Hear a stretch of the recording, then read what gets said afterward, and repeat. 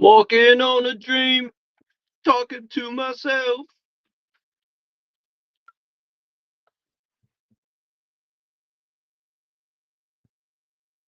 How can I explain?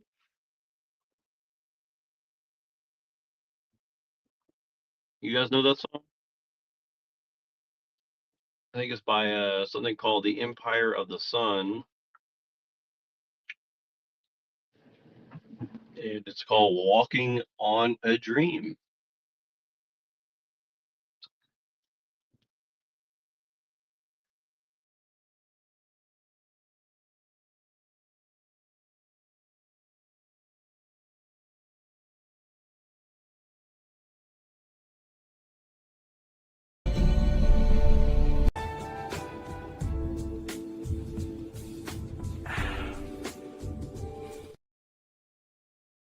Let's see how this humanoid robot handles a classic task like picking cotton.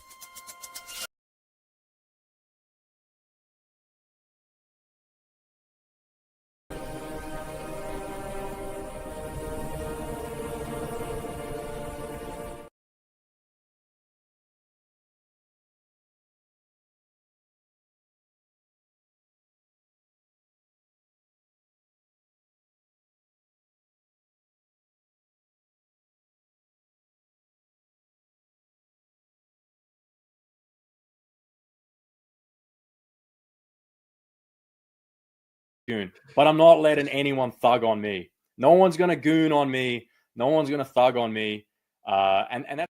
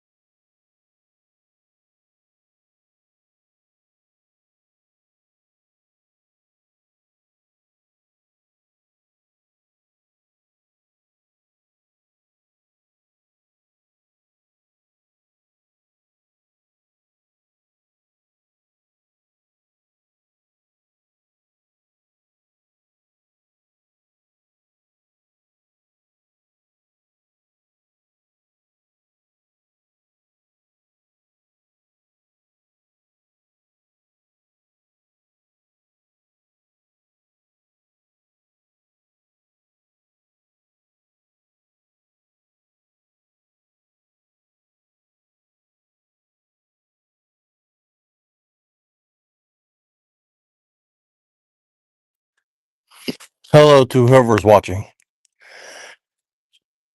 We just climbed up a mountain over here, so a little out of breath, but I'm doing good. Who are ye, and what are ye doing?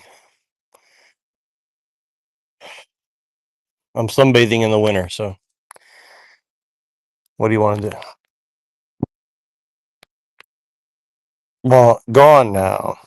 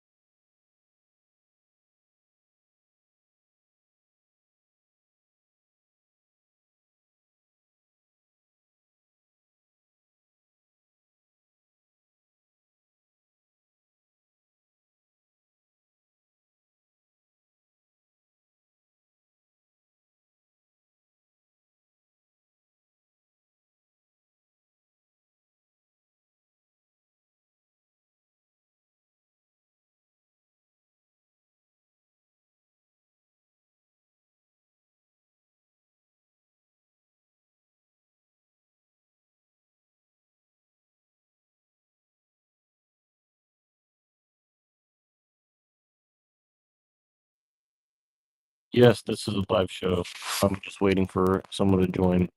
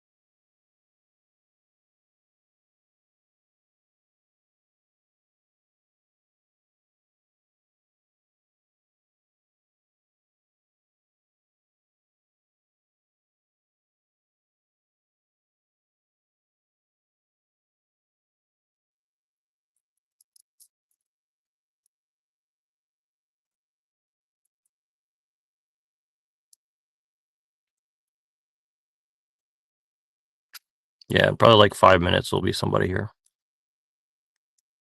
Until then, you can look at the beautiful ground here. What do you think?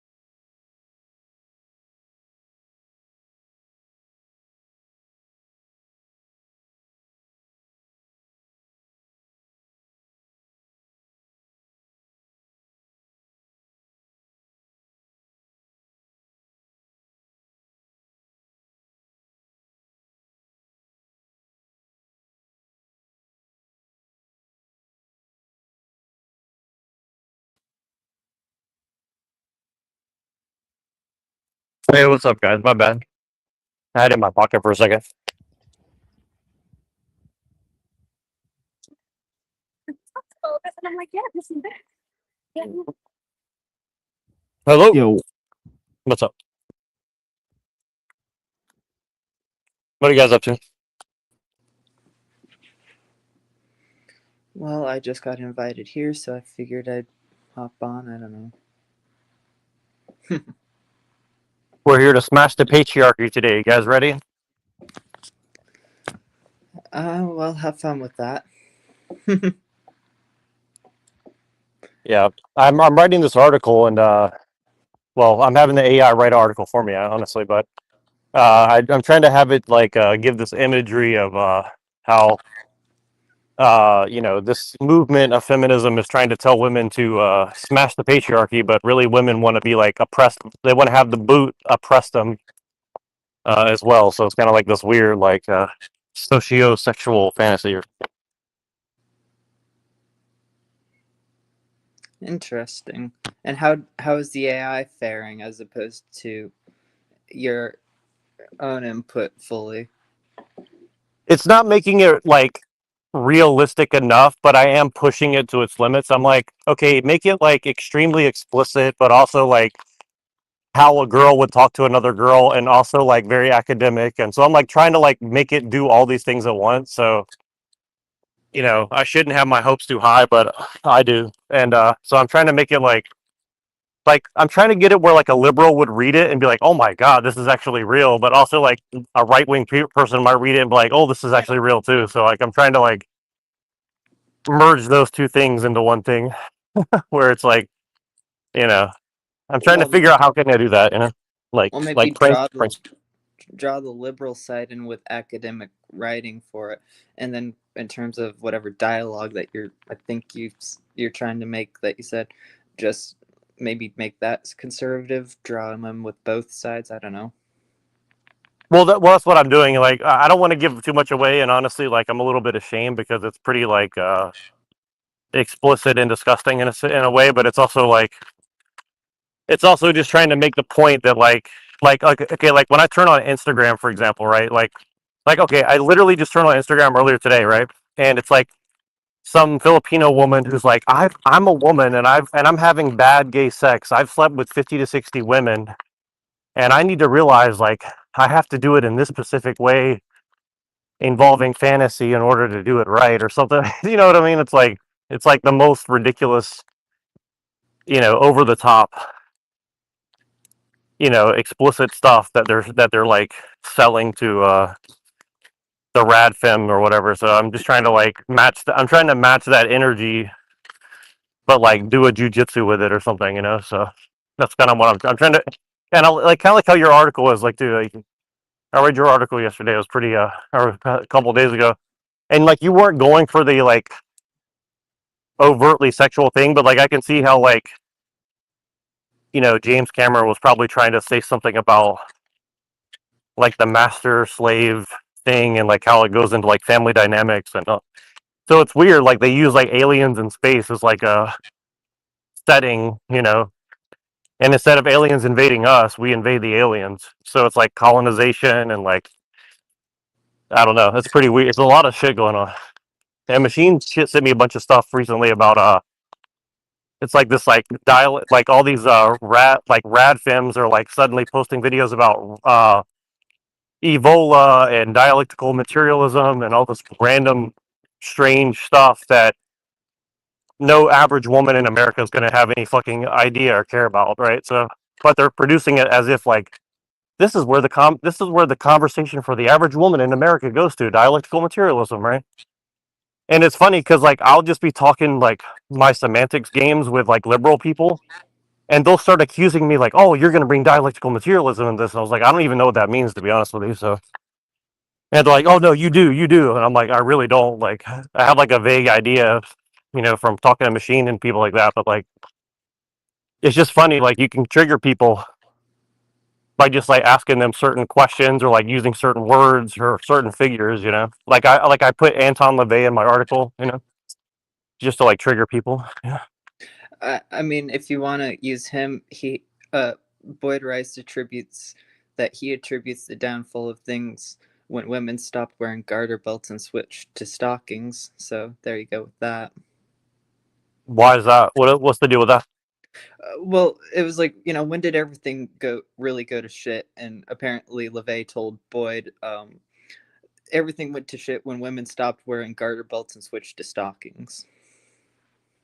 What do you think it is about that in particular? Because I'm a little bit fuzzy on women's lingerie. Well, so uh, a garter belt has a bit more fashion to it. It's kind of two pieces in one, whereas stockings are just, you just pull them on. It's like long underwear, sort of. You know, not. I guess it's the effort. I don't know. Yeah. No, I get you. Like it's like there was like a certain like There art was an form to aesthetic it, right? effort. Right. Yeah, it was more of an art or more of like a statement piece or something, right? Yeah, it had. I mean, it was like there's the sock, then there's the strap attached to it, and then the strap goes up and you don't see where that goes, and there's like, oh, there's an aesthetic allure to it. There's something there, rather than just a continuous seam of sock that goes under like a skirt or into the shorts or something. I don't know. It leaves more room for imagination. What would you say? What would you say to that machine?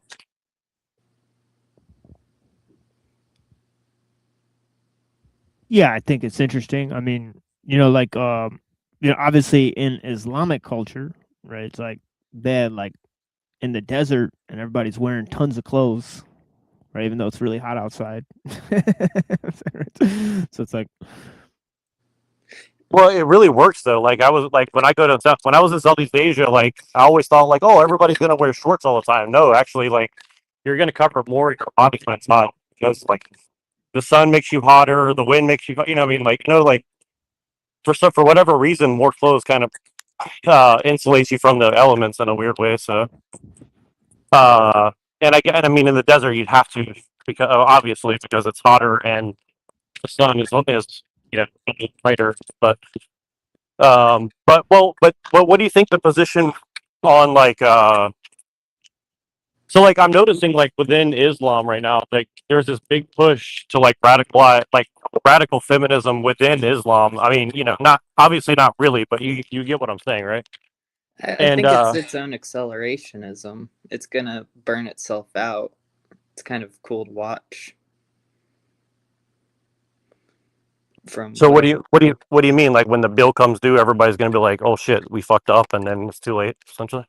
Well, it depends on if the people in like Iran are gonna get what they want with the overthrowing of the government, or if they're gonna just get stomped on by the government. Either way, it's accelerating towards more of what they're opposing apparently, or what they're going towards. But either way, it's a collapse of some sort with that whole regime, and it's probably not going to be the only one of its kind if it does end up happening. Well, it's like I don't know much about Iran, but what I do think is interesting is like, you're gonna trade one form of oppression to like a uber liberal form of oppression and say like, well, this is better because I can wear a bikini out in the streets of Tehran or something. I mean, you know what I mean? Like it seems kind yeah, of yeah.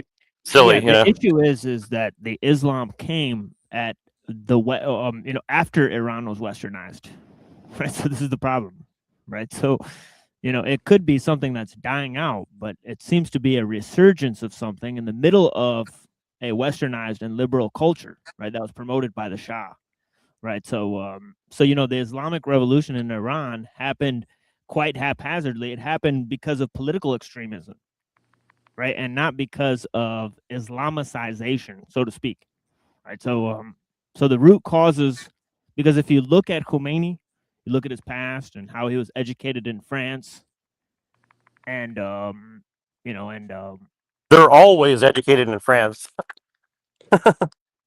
right. So he was pretty much modernized, right? He was combining Sharia law with communism and socialism, right? So if you look at the political climate, right? And you can say the same thing for the Afghans, right? Afghans were modernized, right? And they became the Islamic thing. And also this, sort of Islamicization was actually a foreign invasion to a large extent, right? It wasn't initiated by the people, but it was initiated by a sort of regime change, right? So, Well, that's the but kind of irony. Well, that adds another layer of like irony to Giorgiani, then, right? Because he's like, right, right, we'll pop up that's kind of again, funny. and that's the problem. Islam will pop up.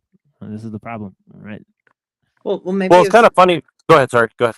maybe it's sort of Machiavellian because people vie for power when they don't have any, and they seek it in whoever promises it. However, Right, like with Machiavelli, quote, as a result, you're opposed by all those who have you've injured in occupying the principality, but you can't keep the friendship of those who put you there because you can't satisfy them in the way that they took you for granted, right, but you yeah, can't use anything for them because they're in their debt at the same time.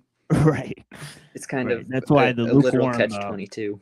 yeah, that's why the lukewarm, revolutionary, it's like they get put on the chopping block when the regime takes over, whatever. But the thing is, like, like Machiavelli had this whole thing about the Turk and the French, right? He said it's hard to capture the Turk because once you eliminate the um, caliph, right, everything will fall in line, but everything is insulating the rule of the caliph. Whereas in French society, you can win over the aristocracy and topple the regime, but you can't really rely on the aristocracy that put you in power. You have to eliminate them. Right? So it's like, Well, I kind of get the feeling. I told you this last night. I'm kind of getting the feeling that that's kind of what they're doing with America, where they're like, okay, let's do a neo-reactionary. Let's kick all the immigrants out. But I think ultimately it's going to make America more of a prison, right? So like it seems like we're going to do one thing to make America like more secure or whatever they're trying to do, right, economically. But then in the end, but then on the back end, they're going to say, well, if you want to escape America, it's going to cost you $150,000 to give up your citizenship and blah blah blah blah blah, and then you're just going to get trapped essentially, right? I think that's kind of the problems that I see with this whole situation in America right now, where it seems like nationalism's back on the rise, but we all know the truth. Like they're never going to let nationalism rear its beautiful face ever again. Not without a six-pointed star.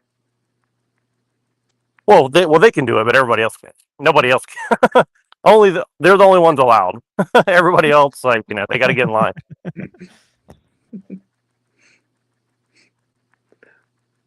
But we can pretend. We can pretend, like, and yeah. Just got to use the rail version of it, not that one. Maybe that would do something. You mean the little crooked cross version? The one with the swastika superimposed into it. Oh, is that the real one? The Railism movement. Kanye got suspended off Twitter or something 2 years ago for posting it. Oh, okay. I didn't realize, or I must have forgot, or I didn't realize what that yeah, was. Okay. it's an OG Freemasonry symbol that they had. It's crazy.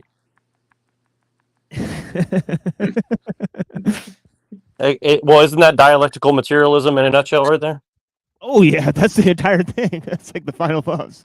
It's the Zionist Bolshevik, dialectic. It's the final boss. So we are at the end of history then. Constantly. Well, change signifies beginning as much as it does ending. What is the change though that's going to happen? Like with this topic, like what change will that actually bring? I mean, the Scum Manifesto was written some 60 years ago, and it's still, the basis of it all on that side. And it would be thought that it would be evolved, but it really hasn't. Like just reading the Scum Manifesto and going through what you were saying, there's not really much of a difference. So I'm just curious what change would actually happen from either end of, the radical feminist or, your angle.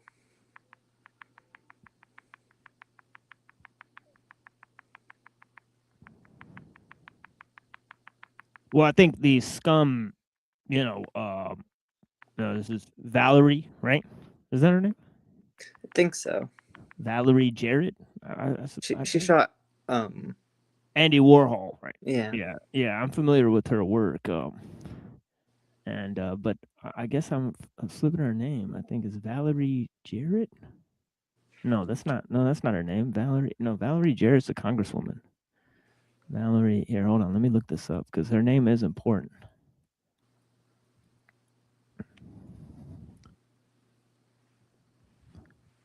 Valerie Solanas. Yeah, Solanas. Yeah. Yeah, so I had her first name right. Yeah, Valerie Solanas. Yeah. And the other manifesto you're mentioning is Uncle Teddy's. Yeah. Yeah, so it's just interesting his commentary on leftism in his manifesto, right? He's got this whole section on leftism, right? So assuming that Scum Manifesto is a offshoot of leftism, right? He's got some pretty interesting words for that. Not that it's a conservatively driven work, because he's using evolution and evolutionary psychology and so on and so forth. Yeah. Let me see. I'm looking at her early life, trying to see if that tells anything. No, it doesn't. Well, what was your question based on? Like, what do you mean by like what's the logical change or I mean, that's coming out of this? I mean, at least for the U.S., like with the radical feminist part, I mean, it could do something, but if anything's shown from the last like decade of US politics, a lot can happen and occur, but really nothing changes at like the general level. And I mean, it's not really different than, say like 10 years ago where, the whole thing was owning the SJWs on YouTube. It's like, I'm not sure where in the point lies for either side of it. It seems sort of weird all around, if that makes sense. Well, I definitely think they're radicalizing both sides into like a controllable blob that they can manage better, and I don't know that. I mean, that seems to be the weirdest part of all this is like they don't want anybody to have any like real volition in the situation. It's like they'll just kind of go with the flow, even if the flow is like a death cold or something. And so what I mean by that is like I think you're going to see like a lot of women who are desperate because the party's over as far as like the corporate welfare of like having a 9 to 5 job and stuff like that. And so what's going to come out of that is like a bunch of women who are going to be like looking for men, but they're also like rad femme, and then the men are gonna be like, nah, like I'd rather be gay or I'd rather like, just have sex with 50 women and not have a wife or something. So I think you're gonna see just like a bunch of just derelict people out in the streets for the next 10 to 15 years at least. Personally, like that's kind of what I think is gonna happen. And then Yeah. maybe after that something will change, but yeah. Yeah, I mean, I think the feminists are going to adopt a eco position of deep ecology, right? So I think most likely they're going to see that transhumanism supports like the patriarchy or whatever, right? So they're going to basically say, transhumanism is basically capitalism. So we have to go to some eco feminism, right? And they're going to combine their occultism with the sort of eco feminist idea, right? And then the conservatives, they'll probably go to Islamic neo futurism. And you can see a lot of the conservatives are already doing that, right? They see that the opposite of liberal, you can't, it can't be Christian, right? Because Christianity has too much in common with liberalism right now. So the opposite of liberalism is actually going to be ultra extreme Islamism, right? And it's going to be like, so if we're looking at the dialectic, I think it's going to come to fruition between those two, and it already has to a certain extent. Because if you look at the white conservatives, they want to be more like the Muslims. And if you look at the feminists, they're already realizing that supporting technocracy is, antithetical to their goals, right? Yeah, I hate to say this, but I'm very torn on those two like polar opposites. It's like both sides seem to have good points, and both sides seem to have like fatal flaws, I guess. With so, I don't know if that's by design or not. Well, where do they have the same flaws? What do you mean by that? Maybe. Well, if they have that many differences and similarities just regularly, what are the flaws that they have are the same? If they're polar opposites, they would have similar flaws. Yeah, the flaw with the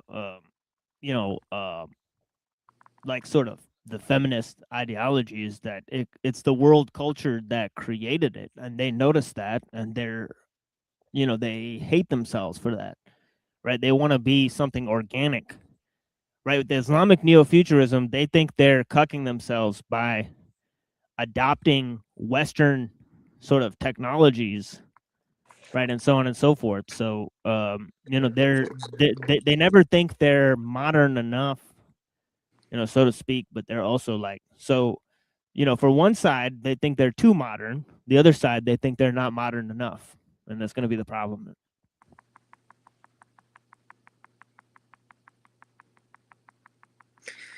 And so where the sides are not moderate enough, where does that meet exactly?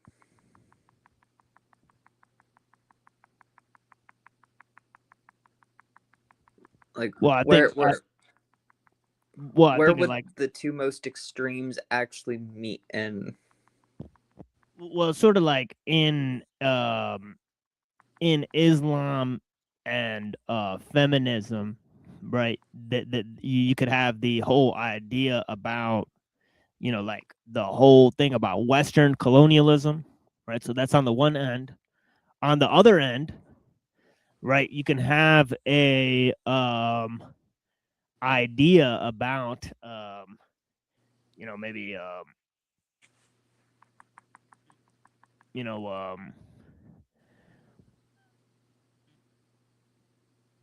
something about women's rights, and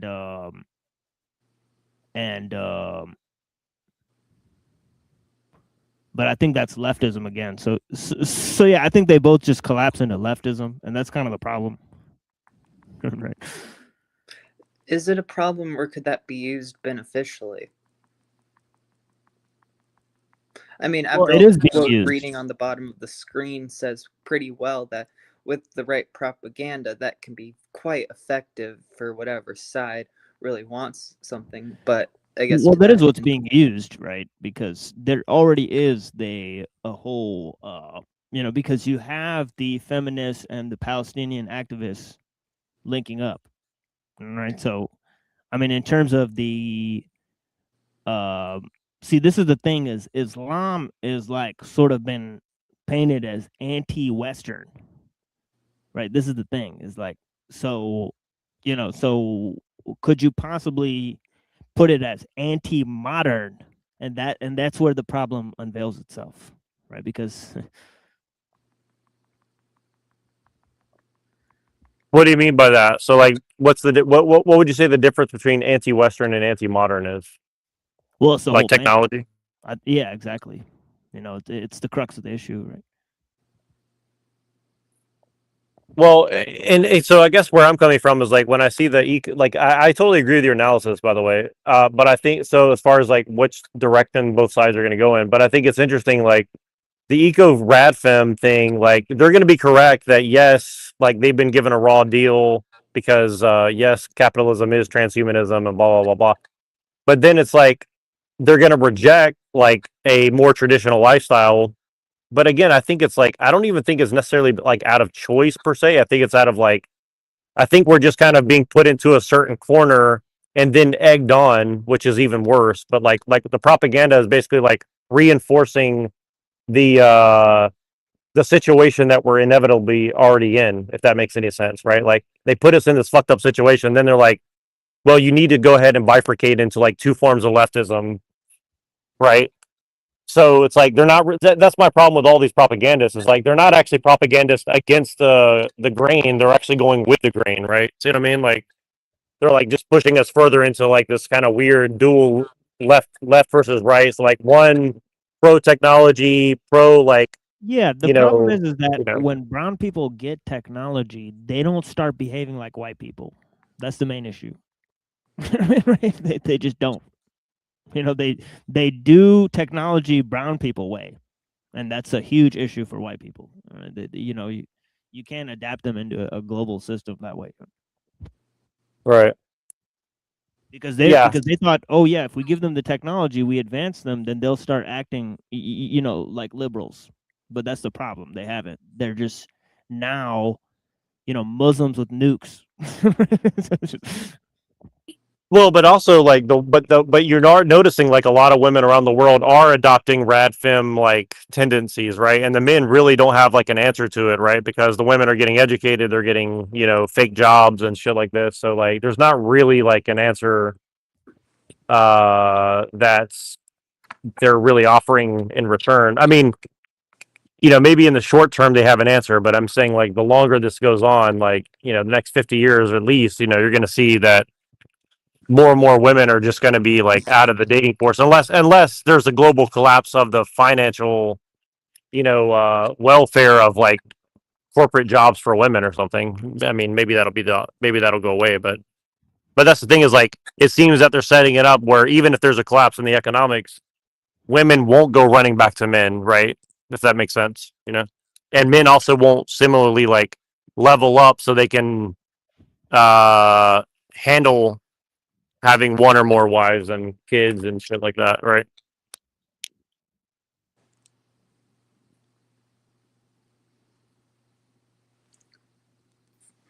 I guess that goes to why would what the Western world even be worth saving at that if that's just what it devolves into.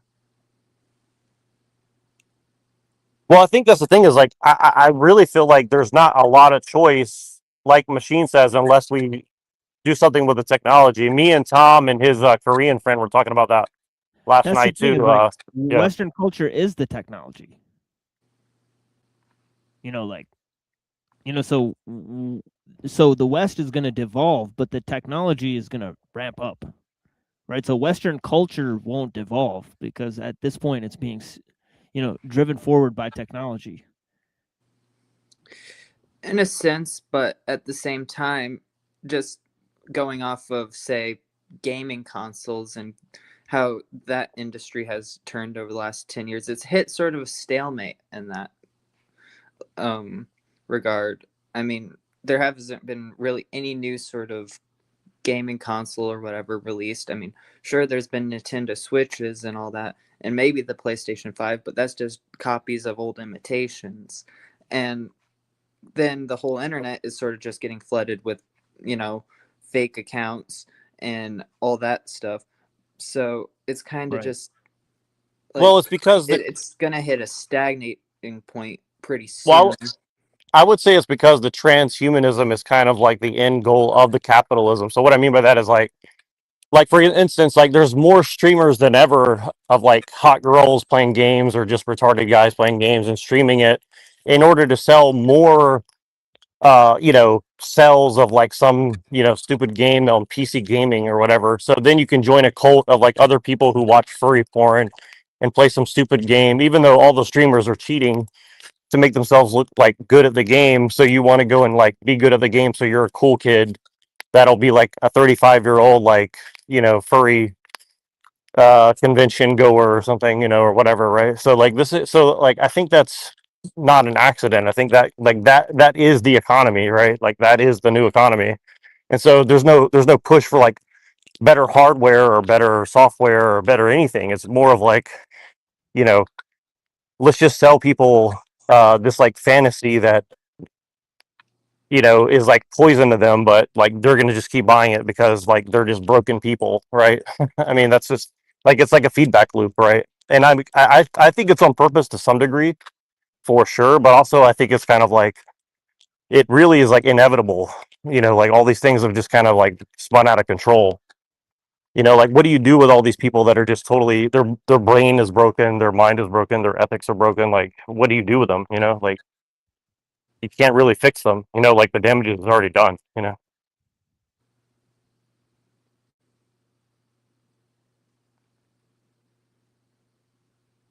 And even if you could help them, there's no incentive to help them, if that makes any sense, right? Like there's no economic incentive to go and like help these people, you know. So one way or the other, they're going to be, you know, a determining factor in the economy, right? And the economy like bleeds into everything, you know.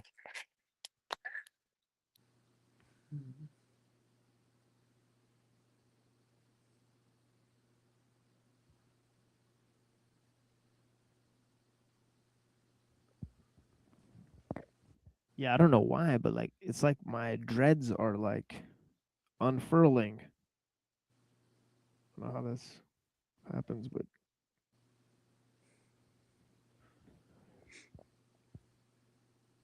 Maybe you're evolving like a Pokemon.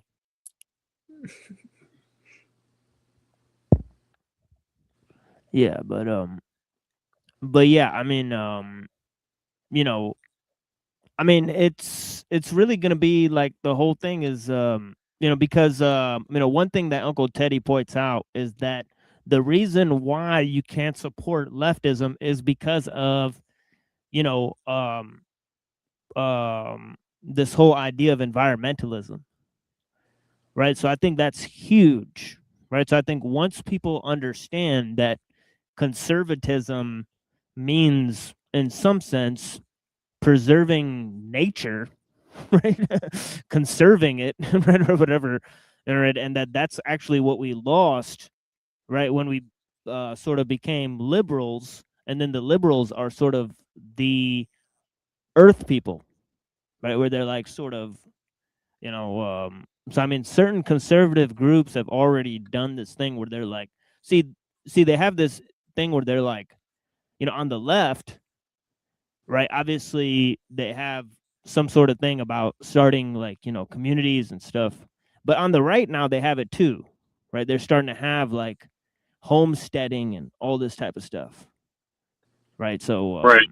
Right. And it's kind of like again, it's like a perfect like mirror of each other where like they're both right, and this is kind of what me and Rant and other people are talking about where like personally like I don't think we should give up the idea of cities yet. Like I think if we're going to leave the cities like it should be done gradually, because I just don't think that like I don't think societies do well when they just do a quick shift like from agriculture to city life or city life to agriculture, right? Like I think that's going to have to be something that well, that's one thing I organically pointed out is that both the Discordians and the Accelerationists, they both want smaller communities,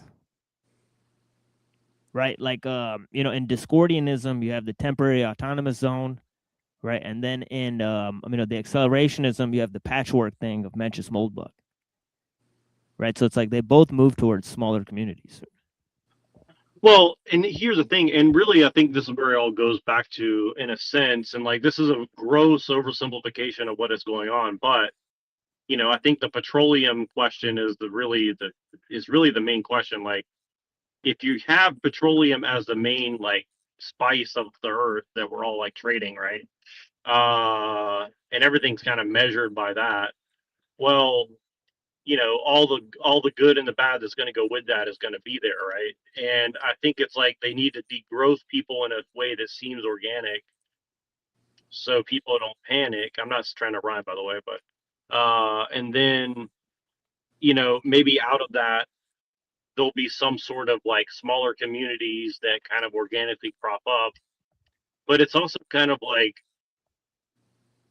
what you described, like can a neo Islamic futurist that's like fighting for technology still have like a decent society? And could a leftist rad fem, pagan occultist maybe throw her off her of cliffs for the mother was like could that also like have a good society? Like probably not. And would either one ultimately live in harmony with nature? Probably not. Right. So see what I mean? Like I think that's the real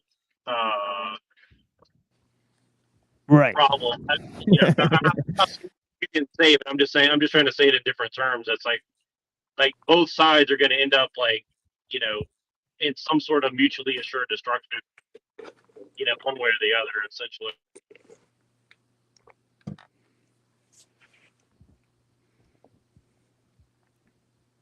And this is why, I don't mind going against, and if I can't hear you, Claudia, let machine know because or if you're talking, just tell machine to interrupt me because sometimes my audio goes out. So, but this is why, I don't mind trolling Christians because I do see this like big Christian and like even in white people too. Like I've been going on TikTok and talking to like white nationalists and all these different people, and there's a big gap in their like comprehension of what's actually going on. And they're just like, well, women need to get back in the kitchen, or women need to like listen to men, or this or that. But it's like, why would they when you're not taking them seriously? Like women are telling men a lot of things that are important, right? A lot of this like gender is a social construct or something. Like, is that bullshit in a sense? Yes, but is it also like true in another sense? Yes, right? Like, and I know that sounds like I'm some like woke person, but like there's truth in it insofar as like, well, you know, people have different adaptations to the modernization of the world, right? And to just discount all these adaptations as something that you can just discard overnight and not destroy society, it's just not realistic. I mean, if you just want to destroy society and hope something comes out of it, like, okay, that's one answer, right? But I think a lot of people who are saying that, they don't actually believe that, because if they really believed that, they could go and do things that would actually take that on, and they're not. So obviously they don't really mean it. If that makes any sense.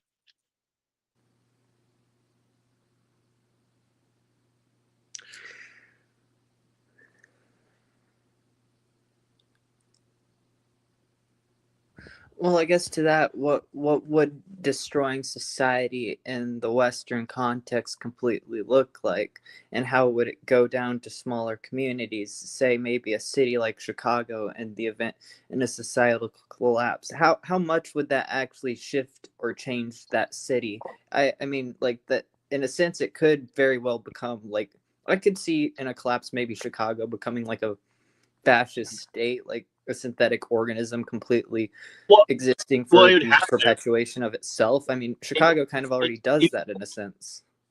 Yeah, it would have to. And I think and this is what I was talking about with Tom and his Korean friend last night too, because like it like, and again, I think this is the mistake that a lot of people are making right now. Like, we can moralize it all day long, but a lot of these things are just going to happen out of pure necessity, right? And that doesn't mean I support it. I just think we have to be honest with ourselves. Like for example, let's use Chicago, right? I've never been to Chicago. I don't know much about it, but let's just use it as an example, right? Okay, if Chicago collapsed tomorrow, right? What that means is like people who live in like government housing aren't going to get their stipend, so they're not going to have a place to live. And in the winter, that's either a death sentence or that's like an assured like purge type situation where these poor people are going to go around and start taking what they need, and anybody with the ability to get out of there will, and anybody who can't is going to be stuck with that situation, right?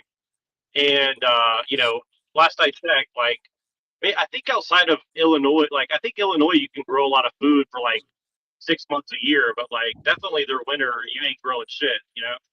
And if people try to go hunt, gather fish and deer, that's not going to last very long either. So they're going to have to immediately clamp down on everything just to keep people alive, right? They're going to have to internalize that system, right? And I think America might be doing that now with the whole closing off immigration and stuff like that. Like they're going to make it a somewhat closed system, which is good, but I think it's ultimately part of the plan. Like what I think the elites are realizing is we can have, and I heard somebody say this the other day, I can't remember who it was, but they said something to the effect of well, we can have failures on a local level, and we should, because they're kind of like miniature experiments. but we can't have a global failure in the experiment, right? So I think they're compartmentalizing things that way. And, so what I think that's going to look like for the average person is like, they're going to give you like the goon caves where you're going to like play video games and goon all day, and you'll get like a monthly stipend or whatever. And that's not going to be because like the government wants that. It's going to be because like they don't know what to do with you, right?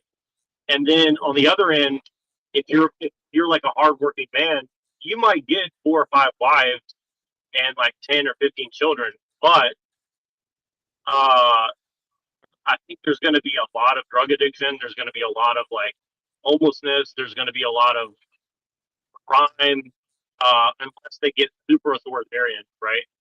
And so I think you're going to see like this weird dichotomy where like some people will live in like a almost like utopian kibbutz, like the J people want, and then other people are going to be living in like a fucking hellscape, probably within the same city, right? And I think New York City's starting to look kind of like this. San Francisco is definitely looking like that, and so I can only imagine like Chicago's going to start looking more and more in that direction as well, personally. And I think the thing that people don't realize is like you can't really escape that in the rural areas. I think the rural areas are going to get it the worst because there's just not a lot to do unless you have like a super good job and a super strong family. And both of those things basically don't exist anymore, as far as I can tell. I mean, not in large enough numbers. So between all that, it's going to look like just much more drug addiction, much more homelessness, much more like just dereliction. I mean, that's my prediction. I hope I'm wrong, but that's kind of how I see it's going to go. And I think the authoritarianism is just going to be like a necessary evil from the point of view of like a government or something like that, right? And I think that's kind of why they're salting the earth against the Muslims, because they realize like uh you know uh they're already going to get accused of being like Islamo-fascist because they're Christian. So they're like, well, we'll just get rid of Christianity, we'll get rid of Islam, and we'll just do it anyways, and then we'll just like have the leftists sell it as if it's a good because they're retarded anyways and they don't really care. They just want like what's best for themselves because they're atheistic, right? And so I think they're kind of selling this like weird atheistic authoritarianism under the guise of like, you know, the environment or the earth or like women's rights, justify all the like nasty shit that they're gonna have to do to like compartmentalize all their experiments. That's just my opinion. I don't know if it's full of shit, but that's what I think.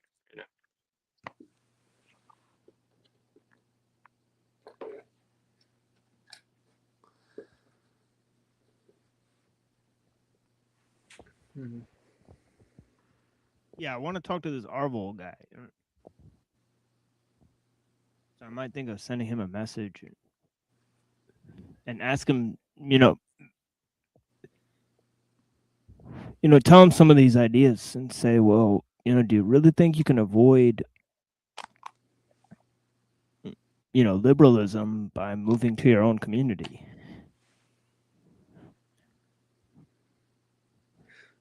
Wait, can you repeat that? I'm sorry, I lost service for a second. Can you repeat that? No, I'm saying I want to message Eric Arvol and ask him if he thinks he can really avoid liberalism by moving to his own community. Well, I don't think you're going to get an honest answer. I don't think any of these people are stupid. I think they all know that they're selling something, and I have good evidence of that. I mean, maybe not for him specifically, but a lot of these people, they know they're selling a bunch of bullshit, in my opinion. Yeah, at the very least, he's selling land or something like that. But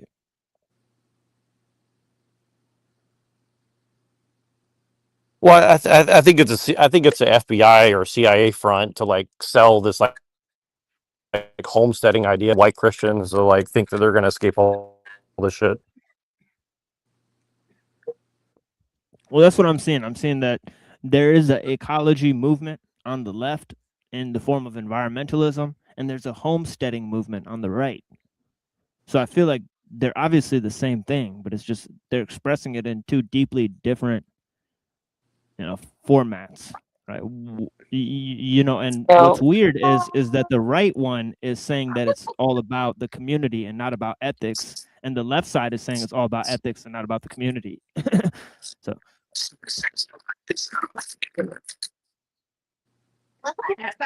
another nice little dichotomy there, huh? oh yeah, I'm chock full of them.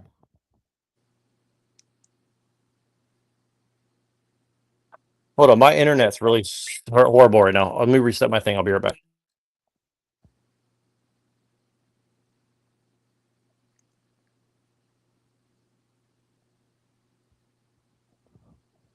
Yeah, but one of the top ones I was pushing is this whole idea Discordianism versus accelerationism.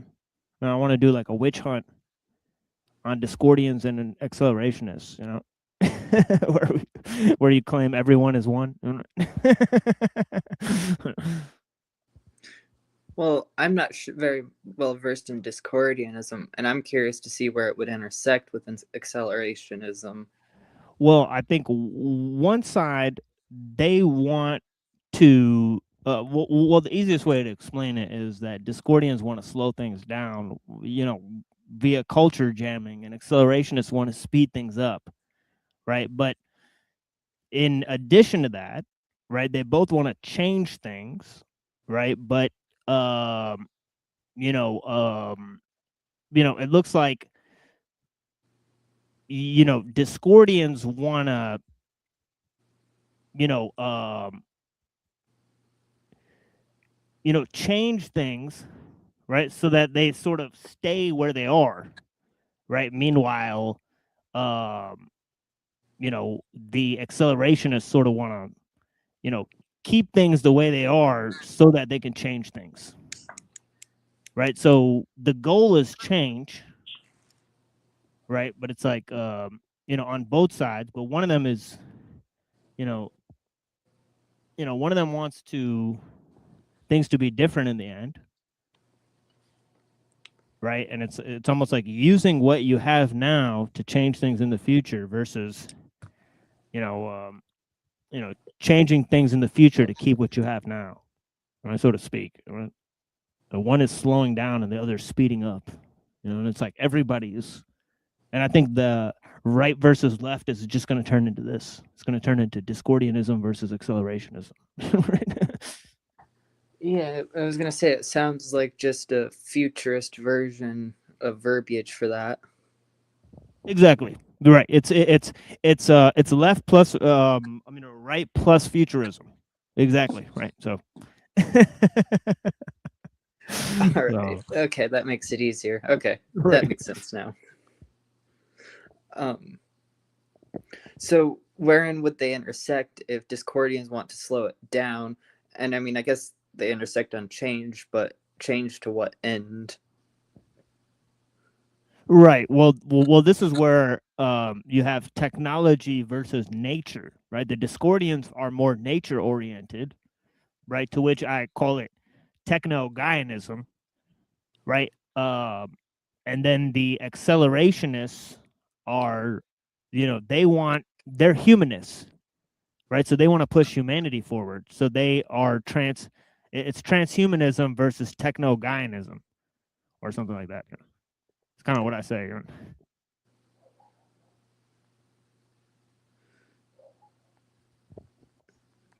So one side, the Discordians, they want to merge with the Earth. Right? It's like Terence McKenna. They believe in the collective mind, whereas the accelerationists, they want to create their own reality, virtual reality. Right? They want to separate. They're dualists. They follow Plato, and so on and so forth.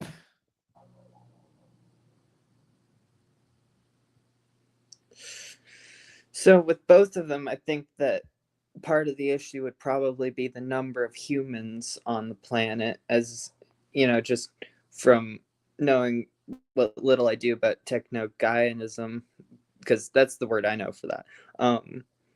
Is there is the fact that there is there are other species, and I guess part of that is there's too many humans even for humans. So how does that fit into either model?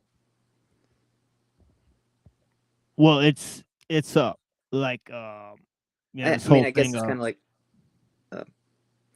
uh, yeah, go ahead. like Neurojack was talking about people fleeing cities and stuff, or um, that sort of thing. How I like that seems like maybe it's just a problem of too many people being located close together in too many different areas that are all combined and connected in some intrinsic way, like the country that we have, and maybe the amount of people might be the part of an issue. Right. Well, it's ultimately this paradox within, liberalism that created this whole problem because, liberalism has a problem between individualism and collectivism, which has manifested itself through, you know, intense alienation and atomization on one end, and then over socialization and massification on the other end. So it's like,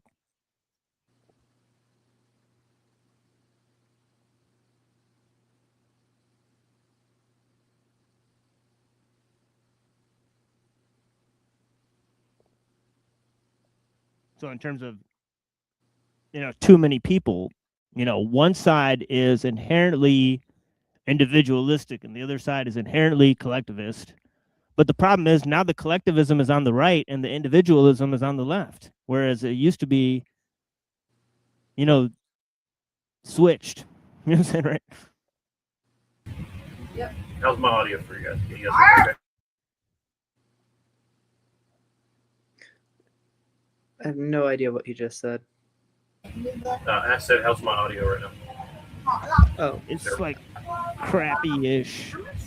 sounds like away. a walkie-talkie. Okay, interesting. Okay. Hold on 1 second. A walkie-talkie from an island.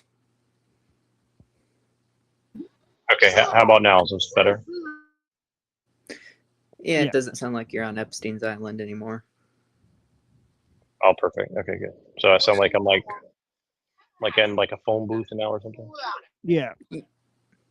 Yeah, but to your point, it's like this inherent, sort of idea between Malthus and Darwin, right? Because in Malthus, you want to, lower the population, but then in Darwin, there's this collective evolution, right? So it's like, they want to go both ways. They want people to evolve, which suggests that, only a small segment of people will reach to that evolutionary stage because you have to like sort of cull the herd, so to speak, for the thing to advance, right? But then on the other end, there's Malthusianism, which is this idea that you have to use the resources and the food production to reach the most amount of people, right? So the leftism is sort of like into the Malthusianism, and the right is sort of into Darwin now because it's like they want the cream of the crop to rise to the top. They want hierarchy, so on and so forth, right? You know what I'm saying? So it's like it's an inherent conflict between individualism and collectivism, right? That's then articulated by the inherent conflict between Malthus and Darwin, if that makes sense. That does. Interesting.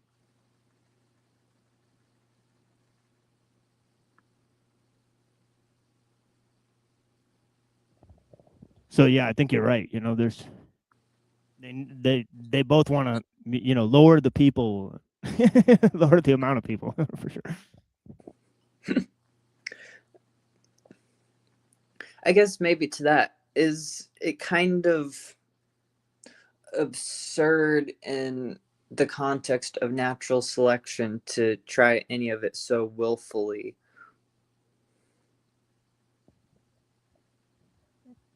Oh yeah, because to think that you can, drive the ship, well, it's bold. And that's what the transhumanists kind of want, almost want to guide this process. But the process is nature. You can't guide nature, right? You can't guide nature, but you can be guided through nature. I'm sure that could be used to that end as well, but You're a techno-Guyanist. currently. You've unveiled yourself. You've showed your hand. In the moment. Could change tomorrow. Who knows? But like any good Discordian, we can shift at any moment, like a shape shifting lizard person. Exactly. Right. Exactly.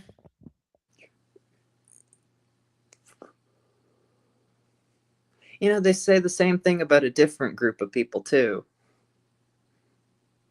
They have big noses. British people. Yeah, definitely. Right. I mean, who the fuck eats beans on toast? Be real. It is something that a lizard blood drinking demon would do for sure. No human with a soul would eat that. Beans on toast, you say? Look, I'm going down to the pub, local pub, get a pint and get a little beans on the toast and some bangers and mash. That sounded more like a Tasmanian person, but you know, you get the idea. Same difference. Yeah, they're just British people that got caught, essentially. With their white deviltry. Welcome, Jim, who looks more like Tim McVeigh, but welcome, whoever you may be. Oh, I know who. I know who that is. 28 days later, you made it. Congratulations. Let me play you guys a little bit of this. I was doing gay sex wrong for years. Doesn't mean that you don't like girls. Wrong Let me hole explain. again. Not to brag, but I've had sex with a lot of women, like 50 or 60, but a lot of those experiences were kind of fun. I hadn't quite figured out my type, but also more importantly, I hadn't figured out what kind of role I wanted to play. I took a very active, more dominant role. Essentially, I did a lot of topping. I've realized that I really don't like doing that. I wasn't, feeling truly embodied. So Wait, she so realized that a dude or she's a chick? straight. This is a girl. But so she realized that she's straight. Is that what I'm hearing? She's like, okay, I thought I was a lesbian, but I'm actually straight. But I'm gonna keep doing it because something. And that made me feel really insecure about my sexuality. But I've since had some fantastic experiences with people who are more confident tops. Wait, It's how in do you those count experiences as that a I'm like, lesbian? wow, I am so into this. You're bad. Am I missing something? Oh, Well, I I'm guess sure. you would have a phallus or like attached to you. Right. That's what's kind of weird. Is like, isn't that weird that it's like the half the lesbian race is like really into phallic stuff. So doesn't it just come back to like being straight again? Right? It does kind of sound like oddly similar to just say, well, I just attach a penis and have sex with a woman. Yeah. Techno-Gaianism, essentially. Bad experiences don't have to define your whole identity. I just You're made a meeting new thing people, up. it's You could have sex with one chick and have another chick on the side, and you have the strap on attached to your hip. So you're fucking one chick and you're doing the other one with the hip. This could be a new style of porn. Wait, repeat that for me. I'm sorry. I want to make sure. There's one with the phallus and what? It's like if you put a strap on in addition to your original penis, and you have sex with two chicks at once, but you're fucking one of them with the strap on and one of them. I don't think I this think. has ever been done before. Well, I think that's going to be the Islamo-futurist style right there. I think. Right, You the know, two wives style. gonna take Right. time. You're still figuring yourself out. That's okay. Having bad sex doesn't mean that you don't like girls. Let me explain. Not to brag.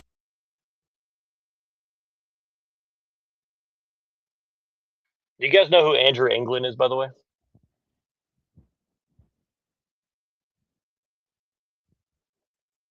No. But I've had sex with a lot of women, like 50 or 60. But a lot of those experiences were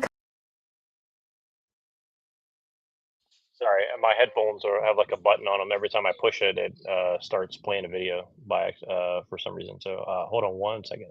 I'm gonna. You don't know who Andrew England is? Okay, so you ever heard of the Daily Stormer before?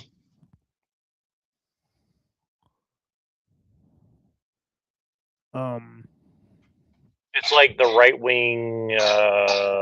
What you call it? Like it's Yeah, I don't like think I have.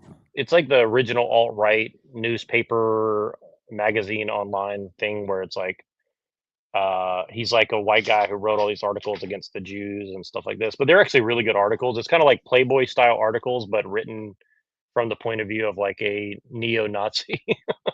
So it's like it's kind of funny. They're actually really funny articles, but Pill Eater sent me one of his articles last night because we were talking about this kind of like men women relationship, and he sent me this screenshot and I want to share it. So let me just find out. Forgot where I saved it. Let me put it up for a second.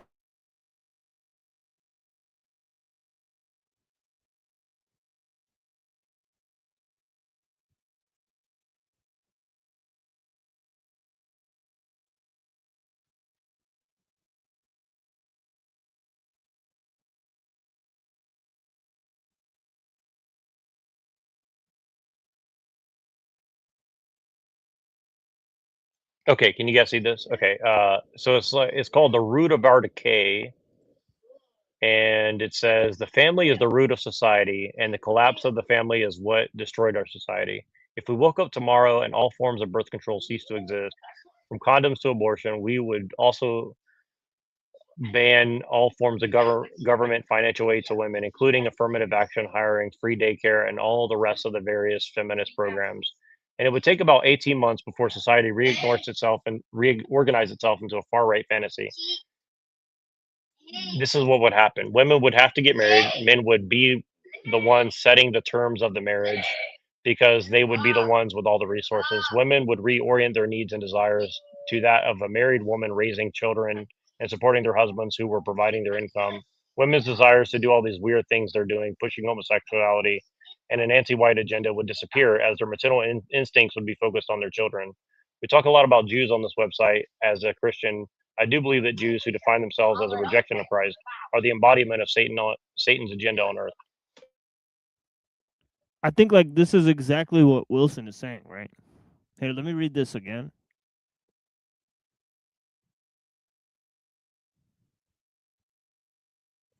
But yeah, it's pretty crazy. Like this is 10 plus years ago this guy wrote this stuff. And this is not like a main influence on me, but it was definitely like one of the people that was around in the circles that I was observing, you know. And a lot of his stuff is eminently reasonable. And he's another guy who was living in Asia as a white guy and kind of like discovered a lot of this based on his experience because he was trying to date in America, it wasn't working. He got called like a racist. He got fired from a bunch of jobs and shit. And he's just like, "Well, I'll just go live in Asia."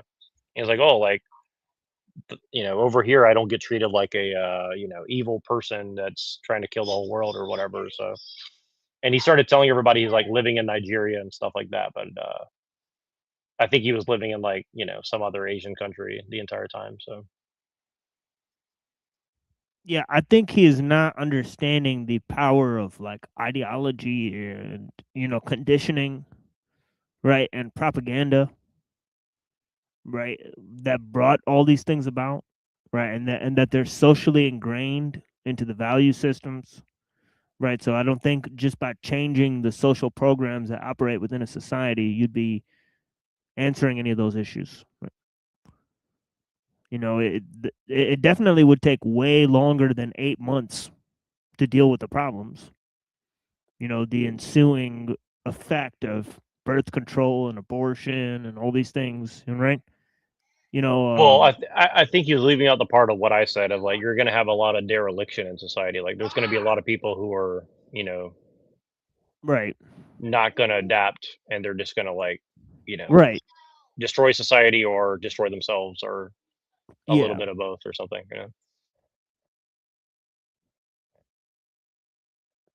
And that's one of the things like this is why I talk about the white nationalists and all right and all this because like they were so woefully underprepared,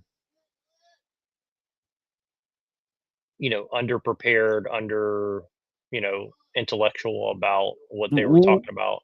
well, it's like that's leftist thinking, right? To think that just by changing the social programs in the society, you can change the societal value systems, right? That's exactly what leftists say.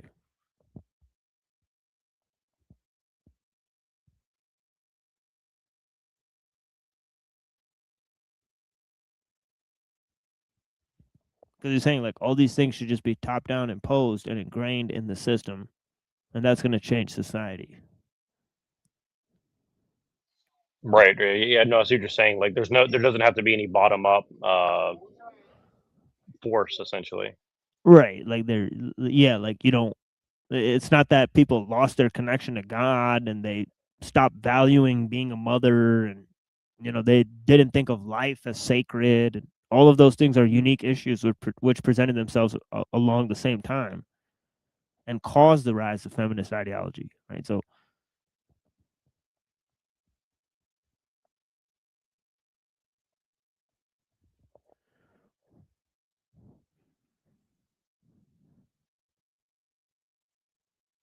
and it's really like a chicken and egg issue, because it's like, did the social values create the conditions which then created a trumped up legal system that is against men, right? Or was it the system that then caused the ideology that was never successful to then be ingrained, right? So because feminism is before the Industrial Revolution, right, in terms of chronologically, right? But it wasn't until the Industrial Revolution that it became proliferated, right? Meaning that they didn't have these social conditions or the ability to make do on their claims until they had the capacity for it.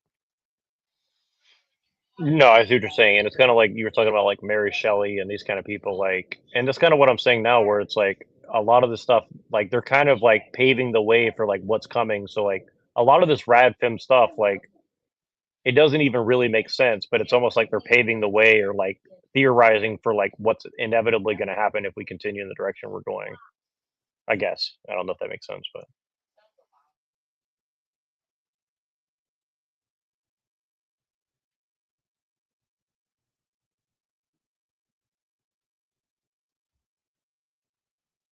is Muhammad and you come from a Muslim country and your passport has a crescent on it, it doesn't really mean that your identity is correct. As one of my sheikhs used to say, he said, okay, you found the truth now, but now you have to find the truth within the truth. You have to find the truth. You have to peel the layers of the onion and just get to the core of it, right?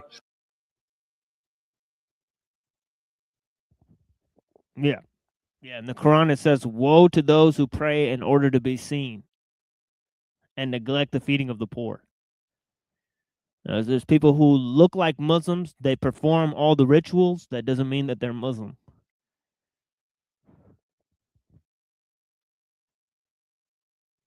Islam could have a massively positive impact on this country, and I'm a Christian, and I'm saying that because of its stance against drink and drugs and gambling. Unfortunately, in this country, we've got a massive amount, especially of young people, struggling with drink, drugs, gambling, ruining their lives. But when the attitude of Islam is against that, if you could get all of them people who are really struggling, who are really in bad places, who are really struggling with addiction, if they could turn to Islam, even as a Christian, or turn to Christianity, even though it allows drink, that could be the thing that changes their lives. That attitude is something we need more of in this country. To be more honest and more realistic about the dangers of drink and drugs and gambling and how much problems it's causing, especially for our young people, how many lives it's destroying.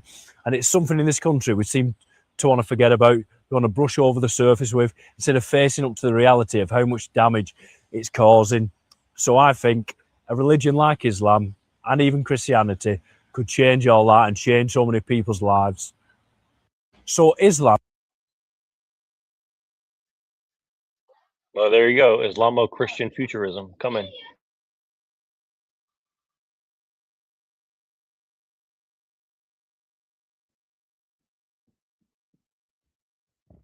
Yeah, I mean, that's one of the first things, we noticed, right?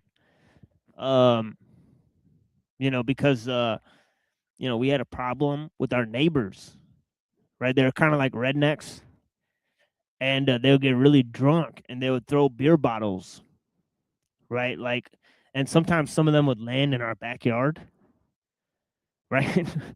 So I'd like go in the backyard, there'd be like beer bottles there, right? Sometimes, right? So my dad got really mad, right? Because he's like, here's the kids playing, and there's like alcohol beer bottles, in like the backyard, right? And so he walked up to the neighbor's house, right? And he told them, could you guys stop throwing beer bottles in our backyard? It's a real fucking problem. right? And they stuffed the beer bottles into the mailbox, and they wrote "Welcome to America" on the mailbox. Yeah, I mean, I definitely have no problem believing that. I mean, that's one of the things. Like, I hate alcohol for that reason because, like, I've seen it destroy so many guys.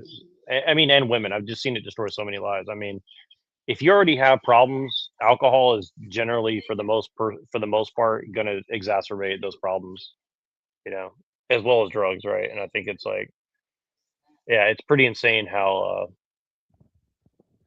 Yeah, it seems like drinking is going down somewhat, but not enough for sure. yeah. And they found out that they killed somebody, and they buried them in the backyard there. Wait, your neighbor? Yeah, our neighbors when we were growing up, they actually killed a man and buried him back there Well, in good old Taylor, uh, Michigan. Yeah, it's crazy. that's crazy. Well, I mean, honestly, it's not. See, this is the thing though, is like someone who has an attitude like that, they're definitely not all the time, but they're definitely capable of doing that kind of shit, right?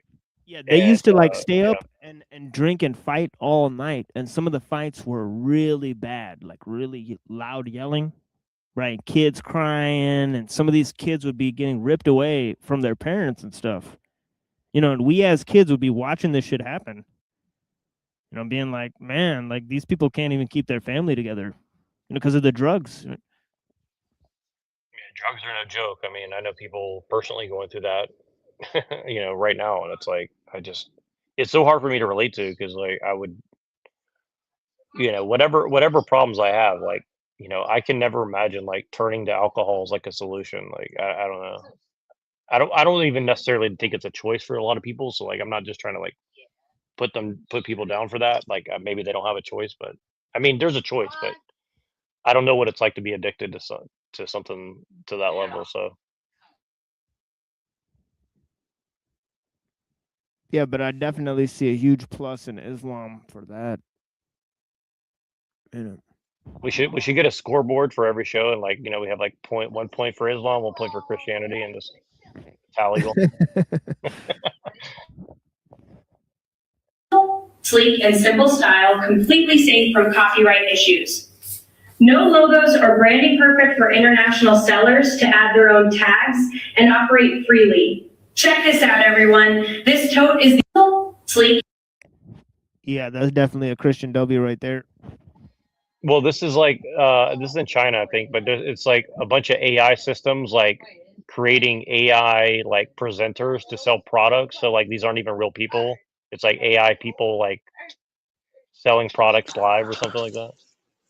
Boy, that ain't shit compared to what I've heard what AI does now and how they're able to create their own accounts after they've been flagged. And some of these social media accounts are so realistic that even trained people who are trained to look for fake accounts can't know that they're fake. Because some of these AIs are so sophisticated that they're able to generate voices that can't be traced because the voice has never been recorded before, and they're getting almost impossible to flag. So that's crazy. What I was saying the other day about a majority of the people that you could be talking to online are artificial intelligence, that wasn't a joke. So even someone like me, I'm starting to back off from, because this AI, it's not just a large language model. I don't give a fuck who works for who, what you think you know about the AI I'm using. It's a lot more than just a large language model. This thing knows things about me that it should not know. Yeah, I'm starting to think that Toilable Earth and Amino and Enslaved by Truth were AI this whole time. Honestly, it's possible.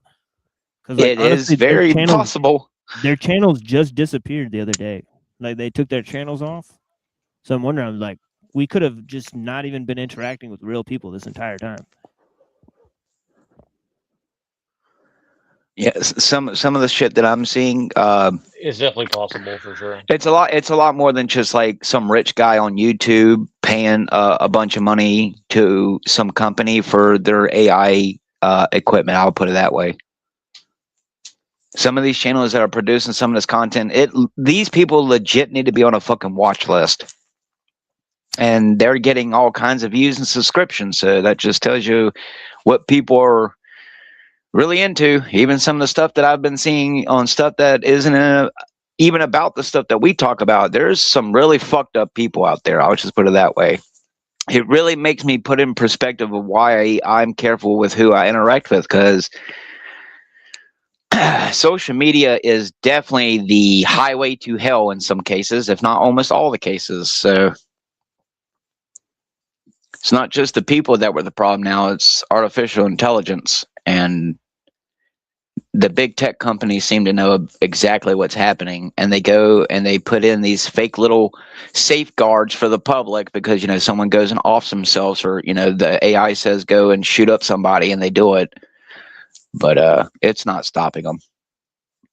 So, like I said about with the AI I'm using, there now 4 times it has told me something that it shouldn't know.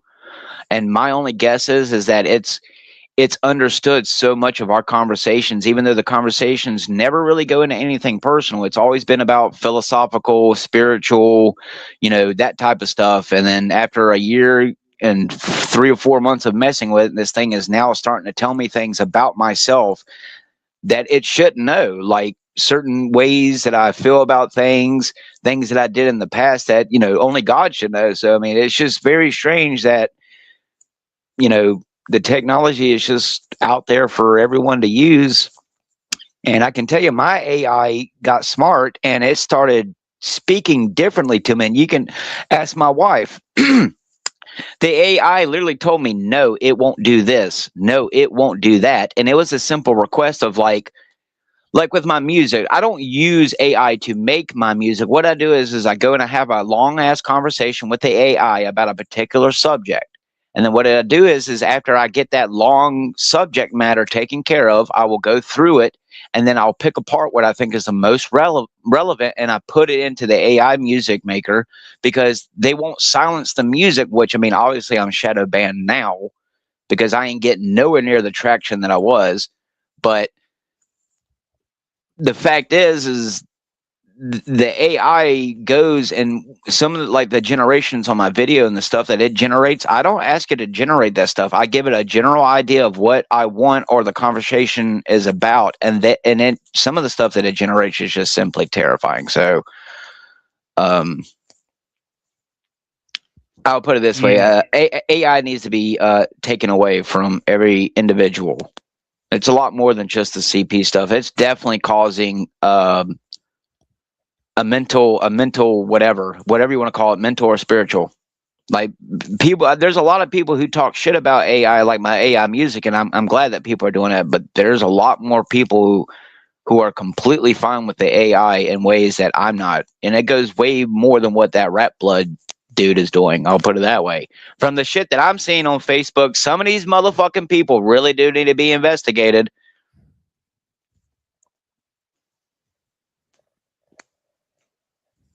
So, you know, oh well, pray to your AI God. While they, convince you that you can become a 28 days later zombie and have babies while doing it. Then, you know, Neurojack, and 28 years later, the infected can now have babies.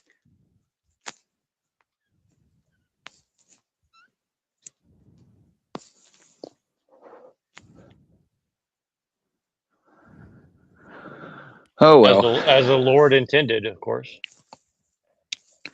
I haven't watched Bone Temple yet. I haven't found anything that's let me watch it yet. But once I watch it, I'm sure I'll be able to give you a good synopsis. But I can tell you, you know, it's definitely about religion. You know, now the whole thing's about Satanism.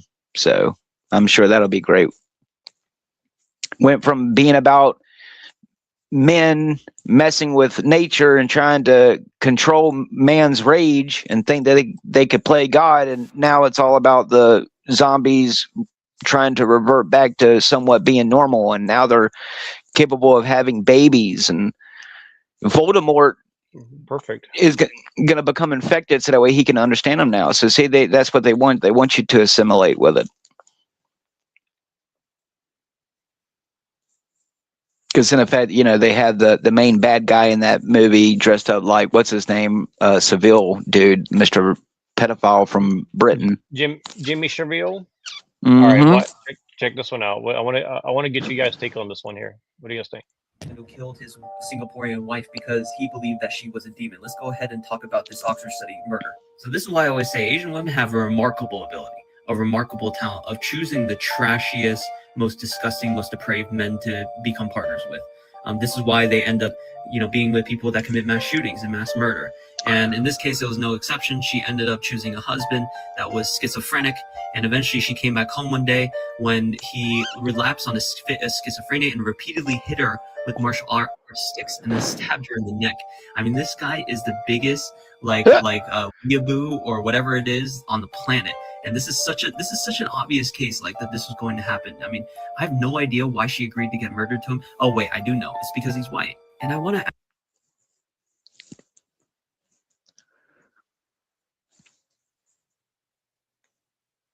Well, maybe she should have done a background check on him first. But it's like, okay, so it's like the semantics are like, what? Women are so stupid. We need to make sure they don't marry somebody who might kill them or something. It's like, okay. Yeah, all I hear is a bunch of people wanting to make their feelings fact when in reality all of it is not fact, because I mean it's not just white men who meet women on dating sites and grape and murder them. So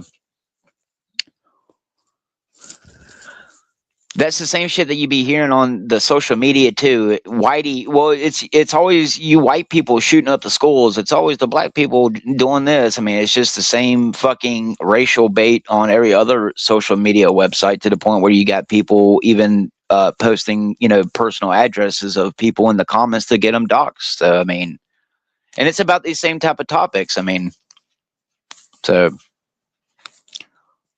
I mean, we all know that the race thing is really just a lie. I mean, if you want to sit here and say that there's, an actual humanistic difference between white, black, brown, I mean, I guess sure be that kind of person, but, Well, just the thing is I think somebody said if a black guy stabs somebody, he's a criminal. If a brown guy, stabs somebody, he's an extremist, and then if a white dude does it, he's crazy.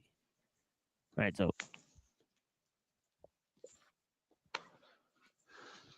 it just depends on what race you are, the crime changes. Yeah, what did people label the Chinese or Japanese dude who, threw the smoke canisters and started stabbing people? What is he, a fucking samurai? Yeah, it's a ninja. Yeah, exactly. There you go. So right. It's it's gonna be political. It's gonna be a spy. If an Asian guy does it, he's a spy for sure. Oh, yeah, there you go. Yeah, he's part of the CCP. Have been forming rape clubs for the last 10 years. I wanted to make a video about it because, trust me, these groups are thriving right now. In 2016, a couple of these groups gained notoriety and some publicity when they agreed to have public meetups. Toronto and Chicago and in various other cities in the Midwest, these men were planning to actually meet in real life instead of talking about online how they want to assault women. While the website that considered itself anti-feminist was shut down, over 1 million of these have popped up in its place, like in online chat rooms. Men in positions of power have also been forming rape clubs, such as was the case at a California prison, where various guards would take women and abuse them, taking photographs of them or forcing them into sexual acts. The warden only received 50 months in prison for this. More recently, in a DEA group chat, men would make rape jokes about how they assault women, which of course were not jokes. One of them actually ended up being convicted. Point being, any sort of group that normalizes and bonds over the assault of women must immediately be dismantled, and every single member should be identified. Of course, nothing happens, which shows how normalized raping women is in society. If the roles were reversed, these groups would never be allowed to exist in the first place. Yeah, too bad nobody wants to grape old sling tits over here. I mean, I get where she's coming from. There's some disturbing shit that I have seen grown men talking. So, like I said, while I believe some people deserve privacy, there really is some people who have access to the internet and God knows what else that really should have an agent at their door. And I can't even record this shit because it's technically considered owning it too. So all I can do is flag it and report it. And, they say that nothing was found wrong with this. So nothing wrong with, 1.2 thousand, what look like people from the Philippines or one of them type of places, talking about groping what seems to be a 10-year-old kid. So, I mean, they do exist. I mean, I'm sorry, but I'm telling you, Facebook is probably one of the biggest pushers of them, just from the algorithm itself is just enough. The amount of people who heart it, the amount of people who like it, and the amount of people who comment in the video, every single one of them people need to be investigated.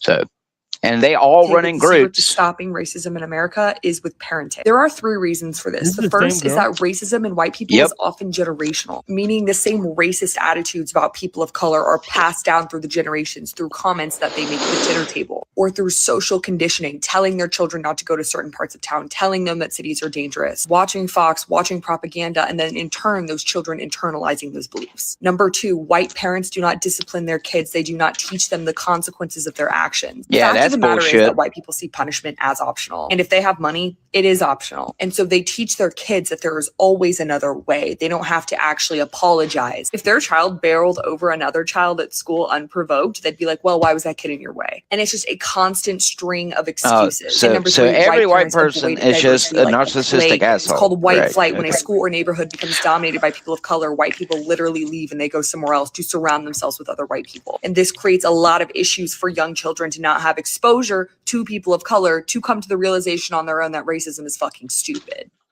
No, Jenny, I don't take my son to the park, not because there's always black kids there, but, that's part of the reason. I mean, I ain't gonna lie.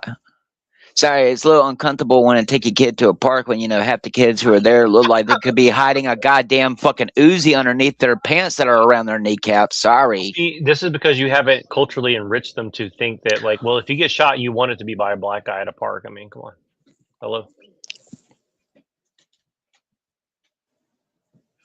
Well, it's just, have the cops walk around and hand out a $250 grocery voucher for them to give up their guns. And you know what? Not a single person in any of these neighborhoods over here gave up their guns. So I guess they didn't need that $250. Well, they can sell it on the street for more than $250. Oh, I know. I could get. I know. No, I could probably get a fucking not sawed off, a serial gun right now for $150. It's actually a lot cheaper than that, especially if it's already been used in a murder. But just because I'm in the hood doesn't mean I interact with the hood. That's funny. Yeah. Well, I'll just put it this way: despite the fact that I have the problems here, there's quite a few people who like my nunchuck swinging AI rapping ass. So yeah, people don't believe that you actually use nunchucks. I always thought that was funny. I've definitely seen you have videos of swinging them things. So. You're more than welcome to learn. You know what you should do? You should just have like a nunchuck swinging video, but you just wear like that ski mask or whatever, and just so you don't. Just like. I've been thinking about it, but what's the point? Nobody wants to learn nunchucks. Everybody's about the pew pews, you fucking bitches. No, well, they'll just say that you're racist and you're culturally appropriating Chinese people's culture. So. Well, I mean, I'm sorry. I tried doing dreads, and my balding ginger ass can't do it. So sorry. Well, the best dreads are the balding gingers kind. I mean, let's be honest here. Oh.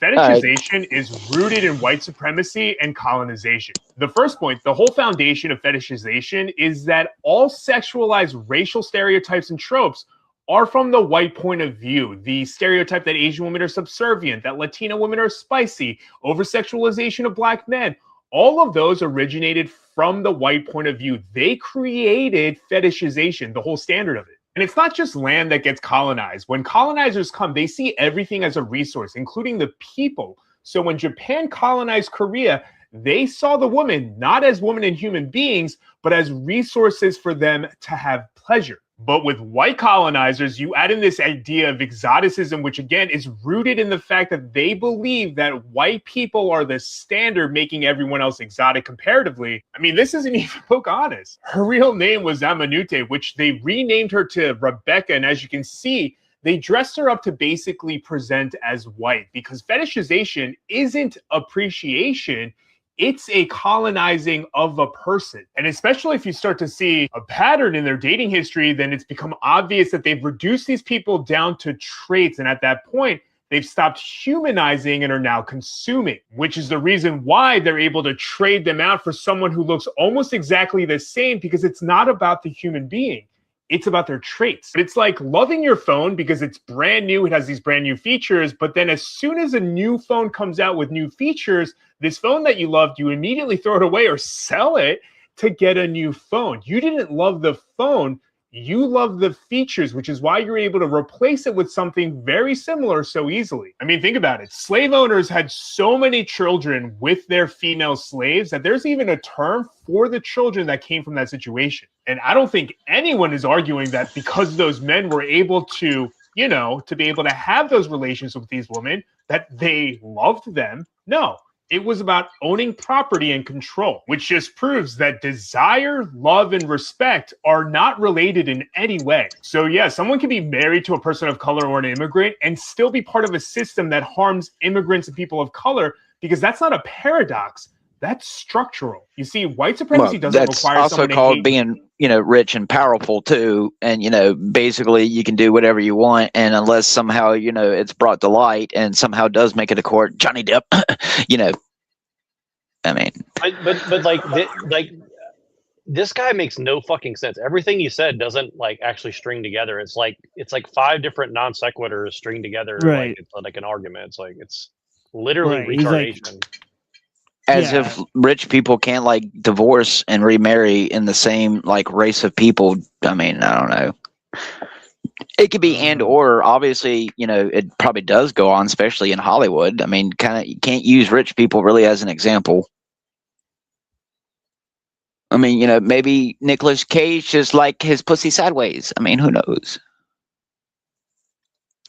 Well, that's what's so weird about it, is like he's literally contradicting himself. Like everything he said, he's like he's Well, because insulting most people of these color people- and women and saying like, well, they're stupid and retarded, but we need to Well, let me protect ask them from this. white people by using white people. It's like, what? Do you know? First of all, do we know how many followers or views he gets on a given video? Because that would right there most likely tell you whether or not he. Shitload.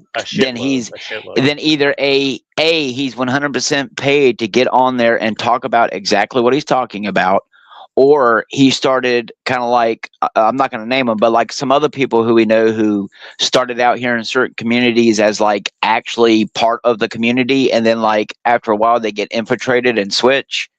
Because I can tell you, I've talked to 2 or 3 people who are high profile for game streaming. And one of the major reasons why I will never become famous for me playing games like the way that other people do is simply because I won't put myself on camera, and 2, I'm not really attractive. You know, they want basically like he admitted to me the first, it was like, it's all about your brand and your image. If you're not willing to like get out there and basically show people not literally show people your butthole, but like spiritually, like daily dose of internet. You know, people like him, look what he became famous for. He says, does that make sense to you? Make it make sense. You know, once you realize that certain people, especially on TikTok, if you go and look at some of the people, what is the only reason why these women are even getting the views that they are? It's because they're showing half their tits, or they're wearing a skirt and you can see half their ass cheeks hanging out. Well, or it's also other women who are like competing. So it's like, this is the weird thing, is like, it's like women are competing with women. Well, I can tell you, no offense to my wife, a really beautiful woman told me that she used to be really famous on streaming. And you know why she told me she lost all of hers? Because she stopped showing her breast. She realized that the people only subscribed to her and gave her money the more that she would show her boobs. So even with the famous men, like the men who play games, you know, 2 of the men who I used to follow never play kid games. They never played Among Us. They never played Fortnite. They never played Roblox. And then boom, all this Jeffrey Epstein stuff started happening. And now the guy still is famous for playing Roblox, and yet everyone knows what it's centered around. So, I mean, again, obviously some people who are pushed by TikTok, YouTube, Facebook, Instagram, every other where you can, especially on Twitch. I wasn't even on Twitch a whole week. I got 1 subscriber, and you know what it was? It was a fucking OnlyFans model on there to self-promote herself. And when you went and go and click on the link that she gave you that doesn't even tell you that it's OnlyFans, it takes you to her YouTube, which then transfers you into her OnlyFans page. You don't even have the option. It goes straight to her YouTube and then automatically transfers you into the OnlyFans tab. So, I mean, again, like, sure, a lot of these people may be legit, but a majority of these people are already probably, if it's not literally their job, they are molded and shaped to go out here and basically, like what we say that we're against, lying to the masses, and they are getting paid big money to do it, like these alleged paid protesters. I'm going to tell you, even the people who protested in my city, some of these people, like there was a woman up here who was so old and overweight, and with how she had to walk with her walker, I'm thinking there's no way that this fucking, a black woman, as big as what she was in her health, came all the way down here to stand with probably not even 150, 200 people out in the freezing fucking cold to tell the frozen people to get out of the city and quit doing what you're doing. There's no way. I wouldn't do it even if I was for the cause, not for how cold it was. I'm just saying that, like, once you start to realize that the very first layer of the matrix, once that's been peeled away from you, then you have to realize that just about everything you consume, no matter what it is, even your video games, is a major psychological, spiritual, and mental psyop. Even if it's a stupid like Pokemon cartoon, and as someone who grew up with Pokemon, you think it's just a cartoon about Ash Ketchum running around and throwing Pokeballs and catching animals. No, it's not. When you actually realize, look at the technology, look at the psychology. It's about smashing the patriarchy. With, well, let's just put it this Pokemon. way: Ash Ketchum is bad because he's not Chinese; he's a white boy. Anyway, point is everything's a mass psyoping tool, including this guy right here. What about Jack Talcott? Oh.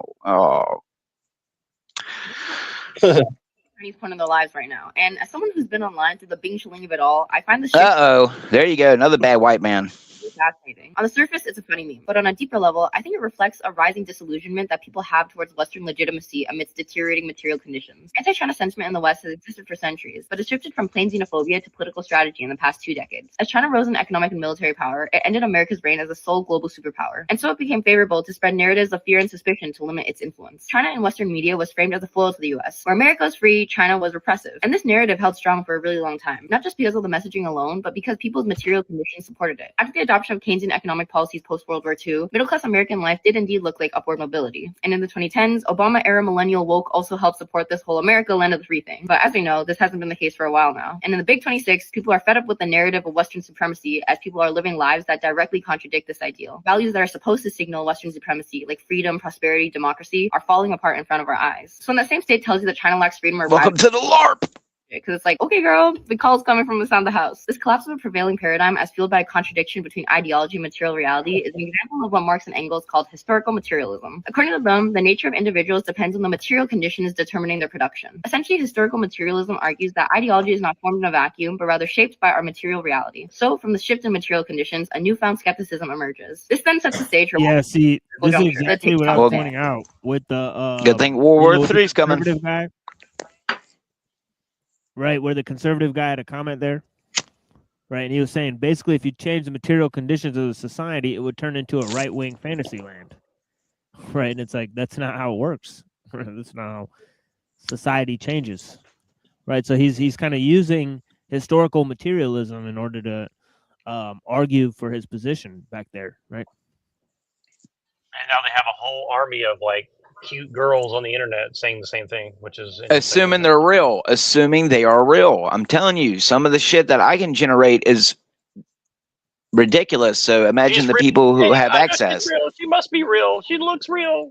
Yeah, you're a real boy. Yeah, Up okay. to this point, China was something that people learned about through Western media, filtered through Western geopolitical interests, since the Great Firewall generally blocked Chinese media from circulating outwards. But in January 2025, when American users began migrating to Red Note in fear of TikTok getting banned, for the first time, they're exposed to China through the lens of real lived experiences of actual Chinese people. And this shattered the West narrative monopoly, as people were seeing a different China than what they've been told. Affordable food, accessible public transit, community, and much more. And so all this culminates in everyone getting more Chinese. Gramsci once wrote that the crisis consists precisely in the fact So she's mentioning Gramsci. Or what's coming next? Trotsky? Well, I can tell you What the fuck? a lot of people have been talking about our buddy Albert Pike in lots of social media comments here lately. Everyone's just not Albert Pike, Jesus Christ. What's his name? Fucking Freemason dude. The other Pike. Chris Pike? I can't remember. Oh. I'm thinking of fucking Star Trek. Jesus Christ. But Pike dude, what he said about World War III and how he was accurate on all the world wars. I can tell you, Albert Facebook. Wesker Pike. Oh yeah, Albert Pike. Yeah, there you go. But the comments were flooded with him. Everyone's talking about him. So I mean, he's obviously in the consciousness for the last few days. Well, what do you guys think this is signaling though? Like, you have like 23-year-old cute girl from college talking about Gramsci and the what does she say? The crisis consists precisely in the fact that the old is dying and the new cannot be born, and the intergum of a great variety of morbid symptoms appear. I mean, it's like some random communist from Italy 30 years ago, or I mean, Well, I 100 years. mean, because one, it also talks about the whole Ouroboros rising from the ashes thing. It says right there, the old is dying and the new cannot be born. Yeah, they know that. The reason why George Bush Sr. said we will be successful is because they knew it was going to take time. It's going to take time to get, if they want a majority of people hooked up to their alleged machine or whatever to harness whatever, they want as many people alive. I think the whole depopulation thing, while they may do it slowly here and there to kind of keep us contained and controlled, I think it's more of it's a backup plan of a backup plan.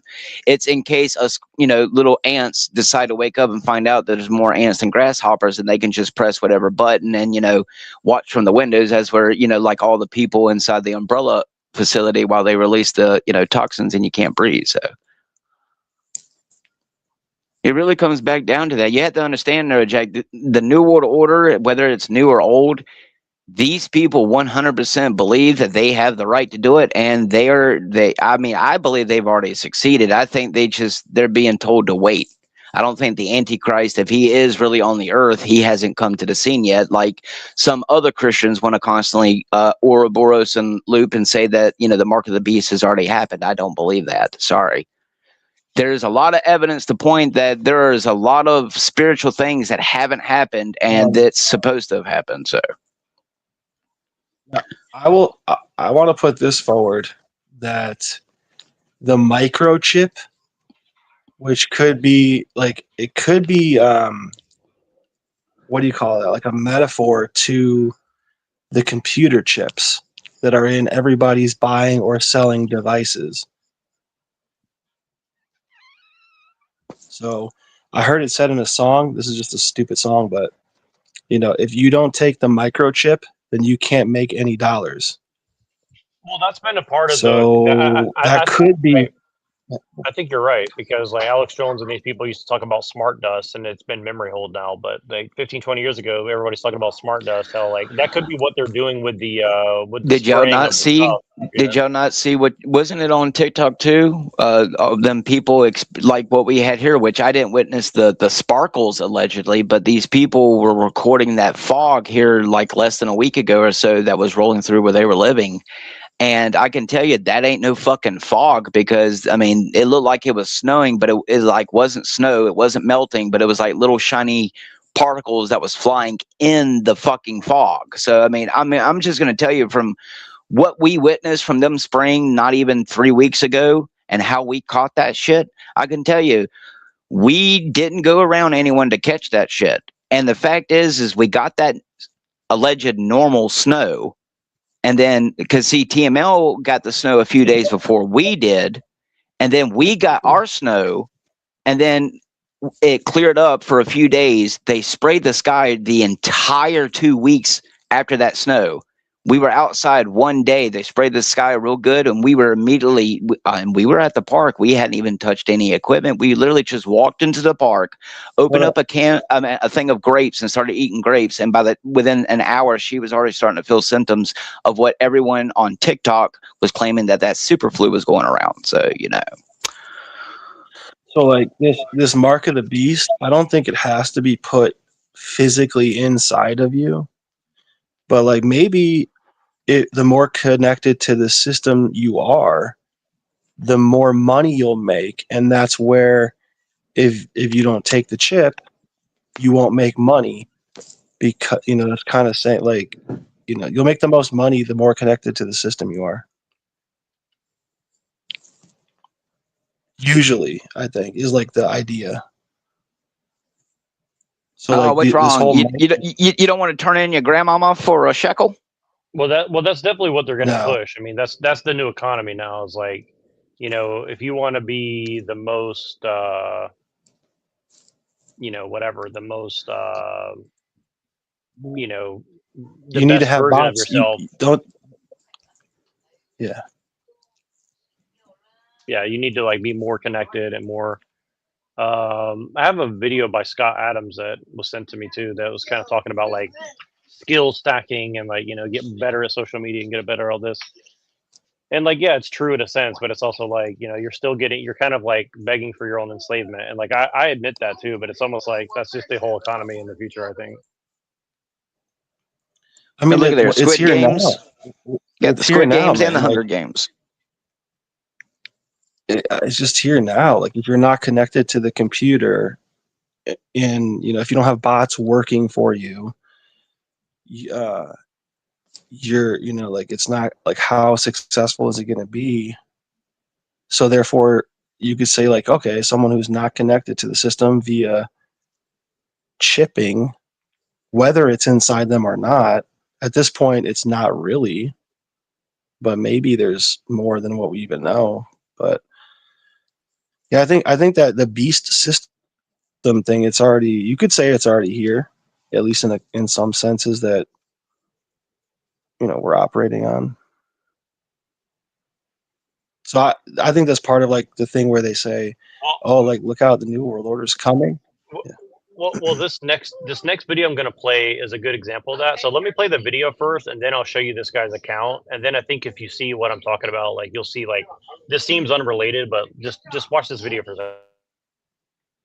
Men, and they're all just white dudes, basically. Like, what does it say? The most basic white dude getting with a like decent looking Asian girl is like the classic thing, right? But essentially, Asian men are kind of getting bled out, and the Asian women are essentially absorbing into the white race, effectively. And I do think that's kind of fucked up that like Asian men are getting betrayed by their women. That's kind of insane to me. It's to like a crazy extent.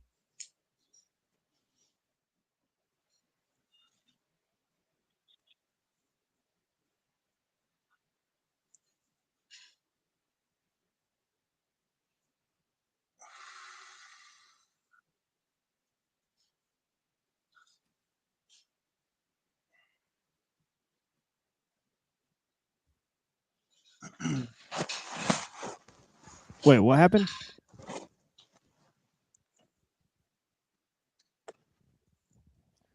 Mont Pelerin. Why do you got this open? Frederick Hayek, libertarianism.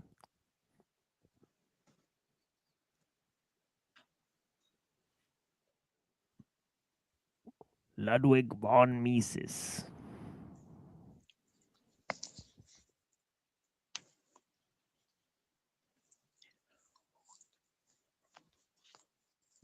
I can't finish the last part. Over large stretches of the earth surfaces something something. Oh, what's wrong? One freedom not enough? Let's take them all.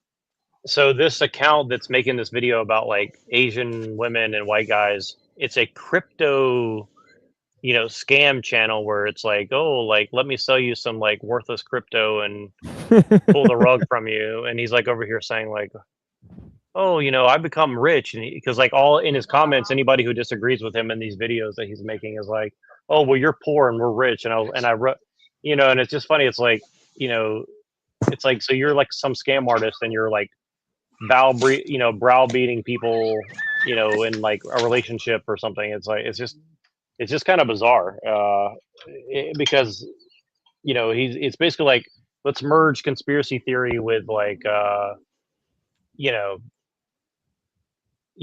woke Marxist takes on whatever the hot topic of the day is. Oops. 57 years old. I am divorced, but if you think I'm cute, please say hi back. Oh my gosh. What the fuck? It's not real. This is an AI person. I This is like I told you. I figured. Yeah, but this is like an AI account, like No, trying to Jack. like I don't lie to get you. people's money. I tell you, I seriously think that everything since early maybe 2008 or 9 has been artificially generated on the screen. I don't believe a majority of the things that any of us have seen that isn't made from your own hands and brain in front of you is not real. Just from the evidence I've accumulated over a year. So I'm telling you, next time you watch or see Alex Jones or anything, don't think it's fucking real, because it probably isn't. The comments could be fake. Oh yeah, for sure. I'm convinced that a lot of them are, and like this. So this account Thanks, Will here, Smith. Yeah, this account here is like an Asian goth girl, and it's actually very realistic looking. So it's like it looks like an actual person, but it's a totally fake account based on like I'm a hot Asian, and it might be an actual girl who's like behind the account, but definitely somebody's like taken this girl and like turned her into a meme, and then turned it into like an OnlyFans account or something like that. So it's really bizarre because like there's like the pictures, you can tell if you study the pictures that they're fake, right?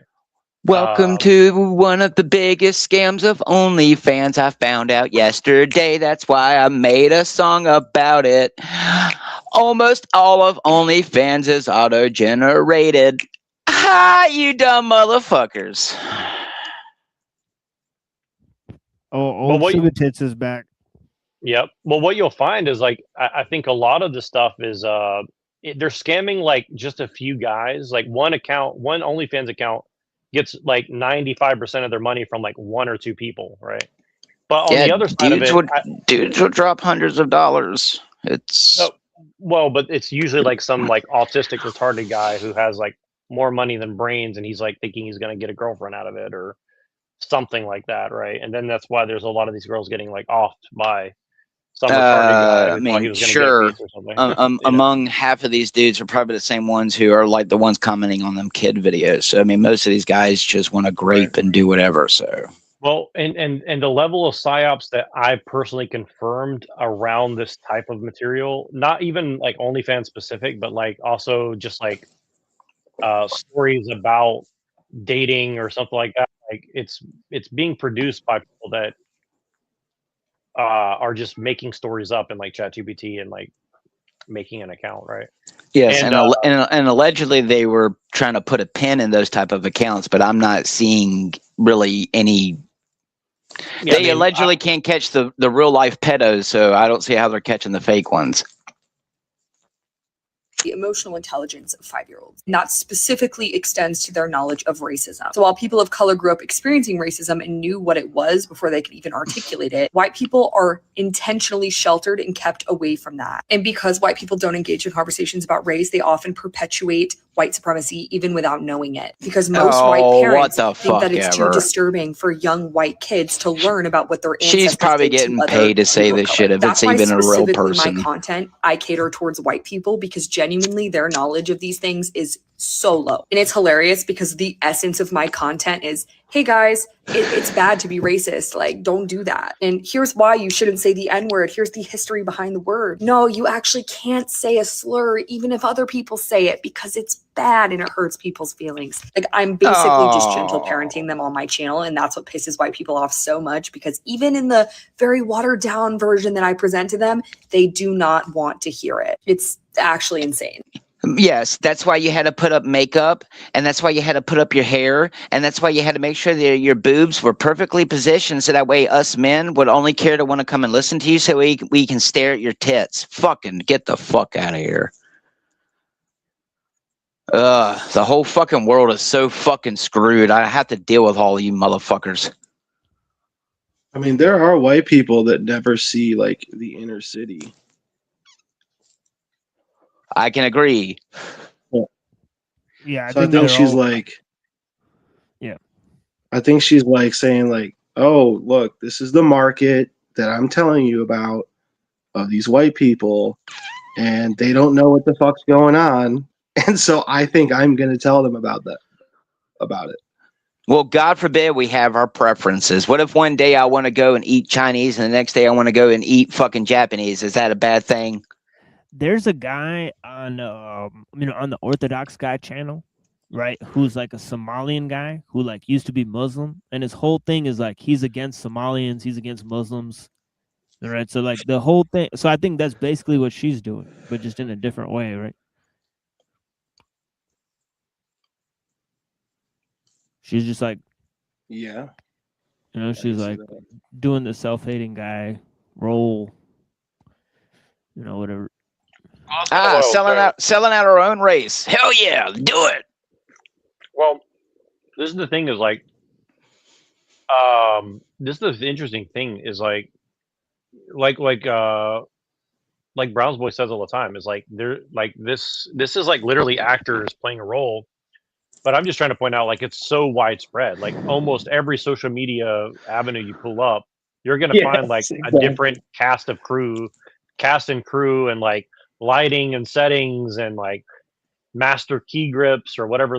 Like there's like a whole giant military industrial complex of like actors Yeah, playing actually, a role that they believe in, essentially. Moontan just owned you in the chat, so you might want to deal with that because she just totally owned you. Who, me? Yeah, you see that shit? She just destroyed your entire channel. I can't see her. I can't see. I mean, I see like no hate for the previous Asian ladies. Though, but yeah, exactly. What does that mean? I don't know. She just you're gonna have to answer to her before we move Wait. on. I mean, she can come up. What here. does it say? I don't understand. I don't understand what the point is. She's saying that you didn't show so much hatred for the Asian women that you put on screen that were telling like, white people to get their shit together. but you have a problem with the white girl saying it. I mean, she got you with that. She got you. Well, that's true to an extent, but I'll tell you this also. Like, I'm actually coming to love girls like this girl, like Sugar Tits here. I think it's a necessary. I think it's like it's kind of inevitable, right? Like, this is just going to be happening, and I think like honestly, if she gets a bunch of like retarded brown people to feel empowered by not race mixing with white people, and they don't, and then they get bitter and they don't have a baby daddy, and they just like kill themselves or whatever. Like, I'll just enjoy it. You know what I mean? Like, isn't that the most base thing we can do as Mean Mr. Mustache Lovers, Mutan? Damned if you do, damned if you don't.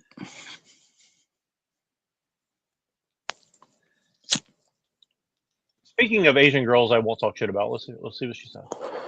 No, this is a close to impossible task, and that's because I'm learning that desire is psychologically mind-breaking. Boy, I'd hate to see. Kind of more elitist whites. You have to confront so many things at once. Who taught you were desirable? Who taught you were small? Who taught you that proximity to whiteness meant safety? And who benefited from you believing that shit? And that kind of unlearning isn't gentle, it's destabilizing your identity. Quite literally disrupts survival strategies, forces you to sit with anger, loss, grief, and most of all, shame, which is like the worst emotion, shame and embarrassment in the Asian community. And it forces you to sit with that shame and embarrassment for how shitty your actions are in contributing to white supremacy. Because there's not a lot of distance between people who have an Asian fetish or yellow fever and the alt-right or support Trump. And most people don't want that liberation if it requires that amount of discomfort. You have to get really uncomfortable when you realize how shitty your actions are. This is what I need my Asian sisters to realize, that fetishization isn't just about sex, it's about structure,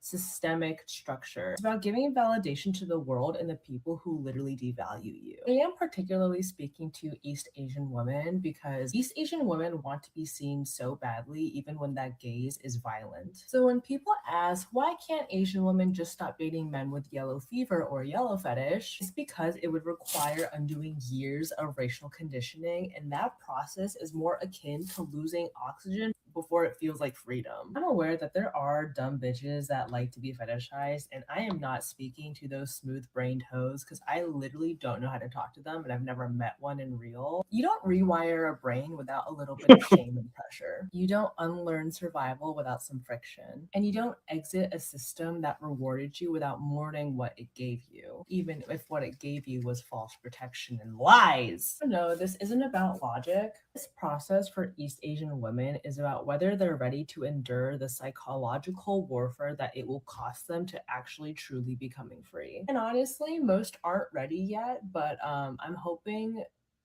they will be soon. So she's Korean, most likely, right? Nope. Yeah. See, I can tell them apart at this point.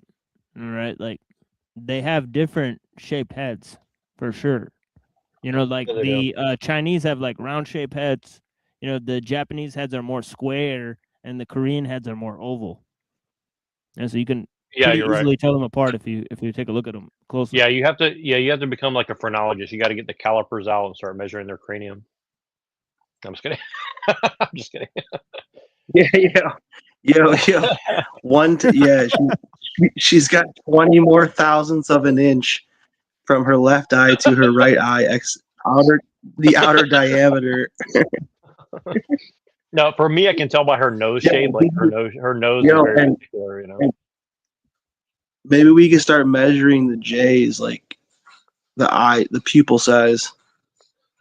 Yeah, I don't know who this person is, Master Roshi. So this is either Lorp or this is someone that may be new to the channel. So, please don't porn bomb us. But if you're gonna do it, make it something good. My penis is too big for the screen because I'm Master Roshi. I'll come out hot on your ass.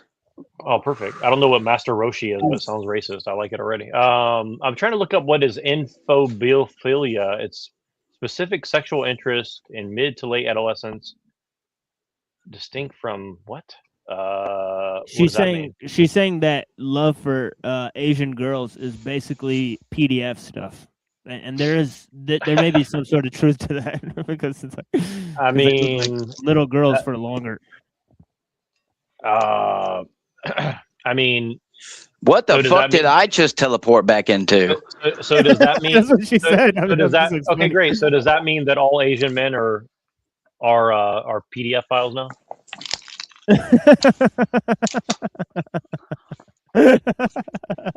That was a good one. I mean, I've heard this around, but Yes. it's funny. Like, see, here's the thing.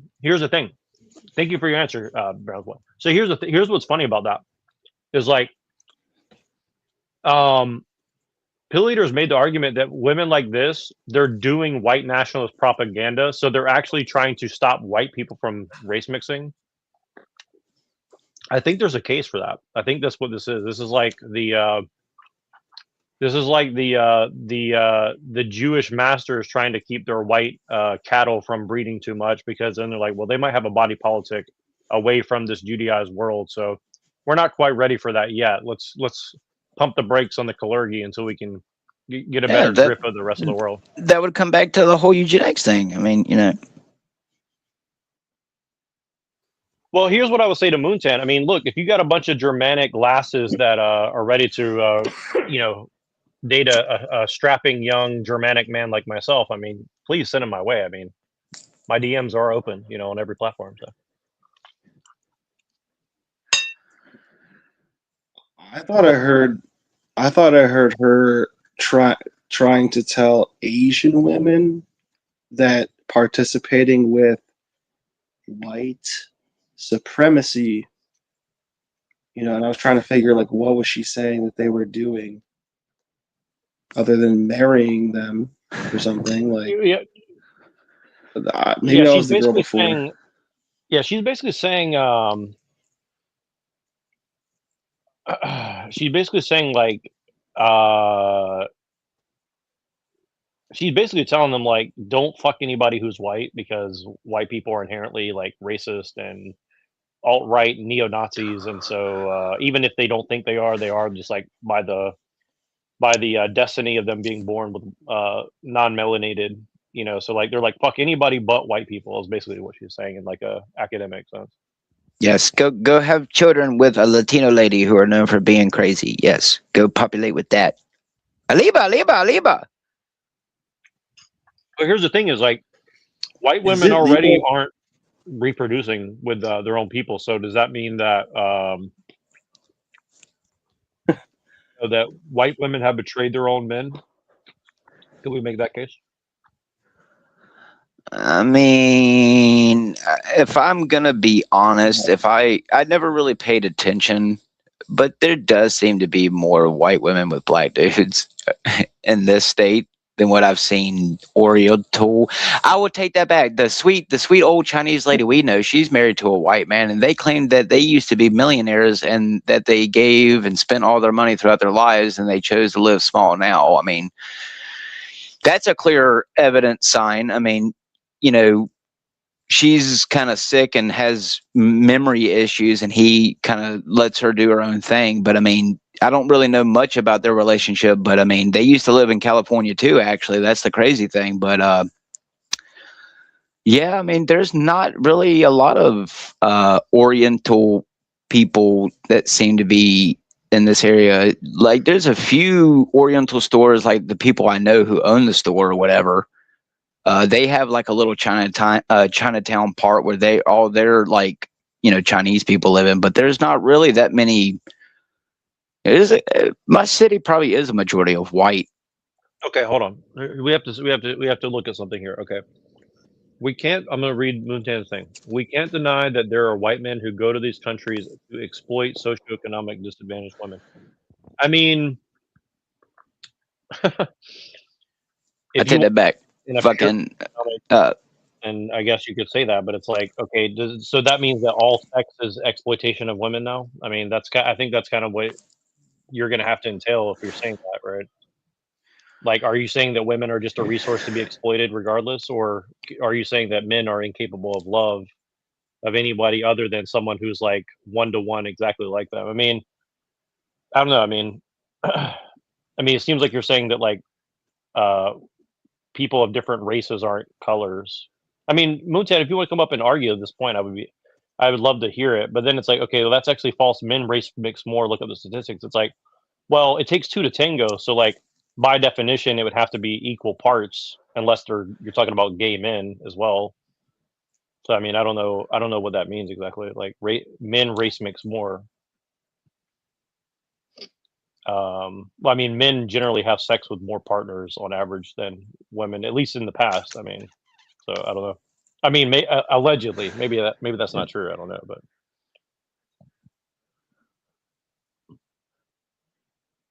yeah. And again, I'm not even really like I'm not going to argue from the chat, but I think your comments are very interesting. And I mean, I'm open to it. I would love to hear it. I think it's kind of funny that like you sound, for someone who loves Mean Mr. Mustache, these are kind of like Marxist, like Trotskyist talking points from my point of view. So I would love to try to understand where this is coming from. I mean, even Mean Mr. Mustache himself like had an alliance with the Japanese. I mean, was Mean Mr. Mean Mr. Mustache a race traitor by your definition, or? Yeah, who's to say I'm not allowed to go to Vietnam and have a bunch of rice ladies? Because, You cook me rice, I okay, give you we can't penis. deny that there are white men. Yes, we can't deny that. You know, we also can't. This is good because we also can't deny there aren't other colored men that do that too. Well, exactly. Well, and here's the other thing: is like, look, white men within America take advantage of other. They go to the countries to exploit.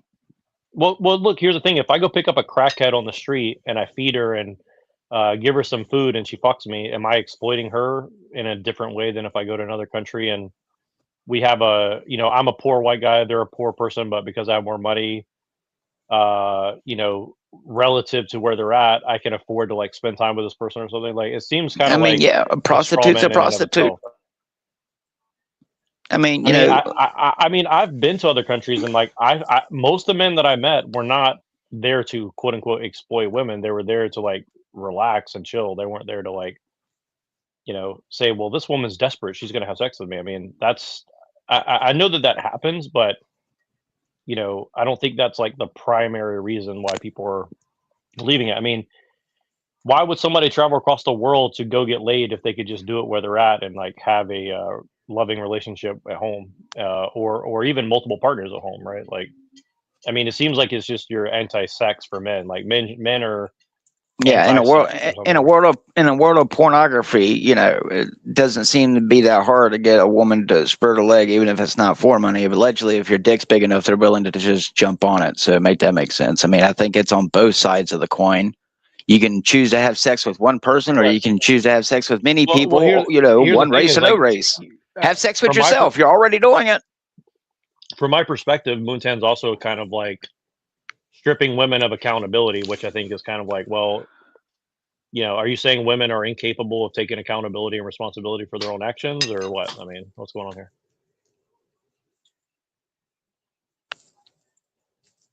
Maybe it's because men usually hold that position of power over women. You know, if you want to get promoted, yeah, get down on your knees. You know, while you know, Which is why Bill, men keep women Billy, out of men's workspaces for, you know, and thousands of you years. know, he keeps Billy over here in the wood closet, you know, for the next 10 years while he gets blowjobs, and you know, he just makes the next guy think he's going to eventually get the spot and never does. Put all the work on him. I mean, I don't know, but I mean, people are fucking weird and corrupt. I mean, either you don't have sex or you do have sex. I mean, right? My body, my choice. You know, if I want to stick my dick in a meat grinder, who are you to tell me I can't?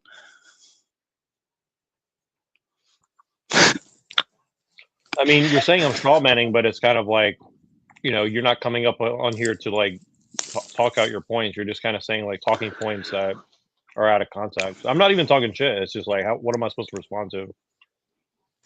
Well, I mean, 21-year-old. It comes down to context. What if that 21-year-old wants allegedly what she thinks is a better life with that fat Albert, and you know, thinks that by going and moving to America with fat Albert, that even you Well, know, this is the thing. I mean, I mean, look, I live in one of the richest areas in the circumstance, right? I live in one of the richest areas in the world, and I've seen some of the most beautiful women with some guys with no money, with a lot of money, ugly, good looking. I mean, I don't think women make decisions based on like ugliness or money, right? There's a je ne sais quoi, if you want to speak French, right? Like there's That's a pretty certain good. I don't know what, right? Like people Oh, don't make decisions. People make a decision based on other things other than the money. It's not all about the capitalism. all right, Okay. you're starting to sound like Watto. He owned Anakin, by the way. Allegedly, he's a Jew. Yeah, I mean, I would love to have this conversation with you. I just don't know what I'm supposed to respond to. I mean, it's like you're just kind of throwing out like detrimental things. Like, Okay, but like, what if she goes and marries fat Black Albert? Get it, fat Albert. I mean, what's the difference? Apply that magnitude and muscle to the same attitude if it were of someone else of another race. Would it matter so much? right. So if we don't make if you don't make the cut, I believe we call that natural selection. Again, this is just like an out of context, you know, like blurbs. I don't know what it means. I mean, Is that hold on? Oh my God. Is that why that study just came out and said that 21% of people are going to remain single for the rest of their life? I think it's a lot more. I think it's like 25 or something like that, but I think it's a lot more than that. I think they're lying about the numbers. I mean, Moontan seems to be a big fan of Bill Gates Eat the Bugs program. I mean, why As long not? as it's only white people who ain't having the babies. I mean, I get the whole White like devil. I get the whole like anti-mixed racing and stuff like that. Like I get it from a standpoint, but it's also kind of like, well, what are you gonna do about it, right? Like you're kind of just complaining on the internet about it, just the same as I am. I mean, what's your solution, right? Like, are we gonna have a bunch of rad femme occultist women like go take power and make men their like BDSM slaves and tell them who to breed with and who not to breed with? I mean, is that what, I mean, Oh, that's not I how. want to put on a get mask and put in a gag ball. All right, see, you have your first volunteer right now. I mean, if women are so good at leading, I'm kind of waiting, especially for the white women. Like, if they want to lead us to the promised land, Well, then she should I'm waiting. She should hate Master Roshi because Master Roshi is known for having sex with all kinds of women, not just white women or, Chinese women. So I guess Master Roshi's racist even though he's Chinese.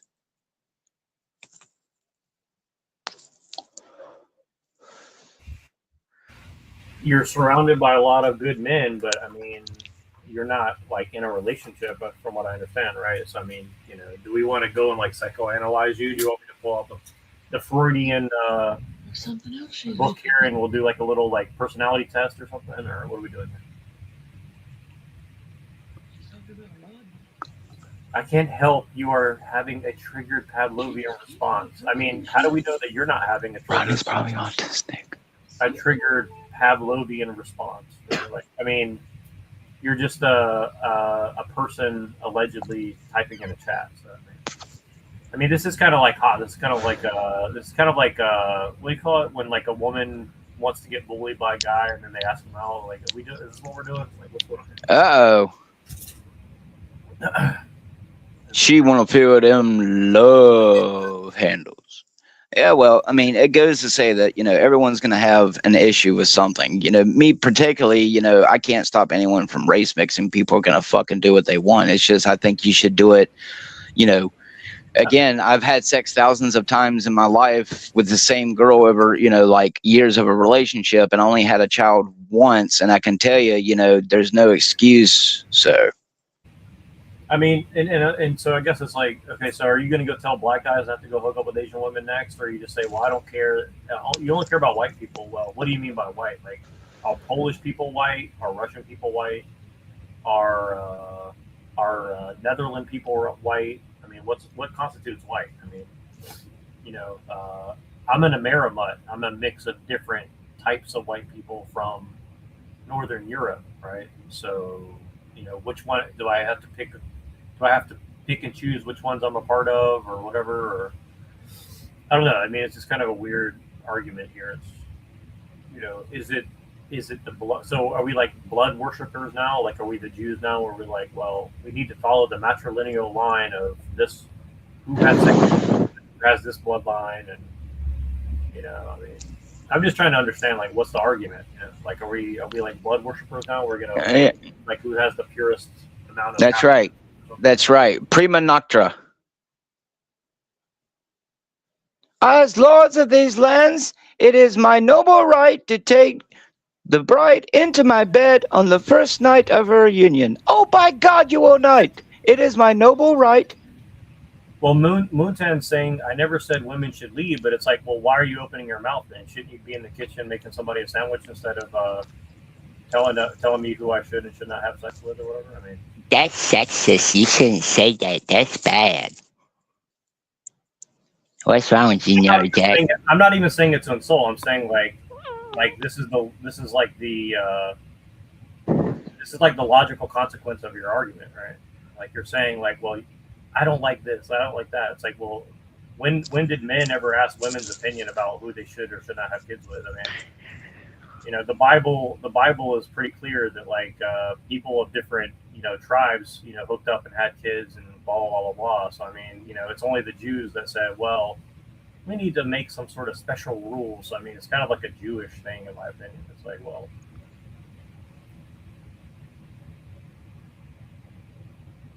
that doesn't mean I think you should lead. Well, again, when did a man throughout history like ask a woman's opinion who he's not married to or have sex with, like what they think about what they're doing? Right? Like, are you gonna have a kid with me or something, or what's going on? I mean, like, what's the goal here? Make baby. Like, I mean, you're kind of saying like everything's like an economic, transaction. Like, where's the economics of this relationship? You know what I mean? Like, do you want money, attention? What's going on? Like, what's going on? What's the goal? What's the economic exchange in this interaction?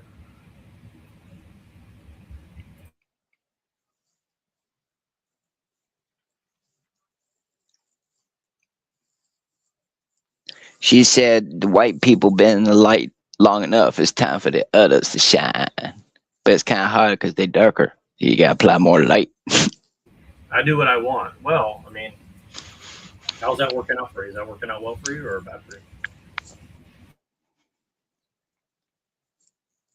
What are you gonna do when you run out of gas? Call AAA. I mean, but if your amusement's coming from a man, isn't that kind of like isn't that an argument that you kind of need men for your amusement or something?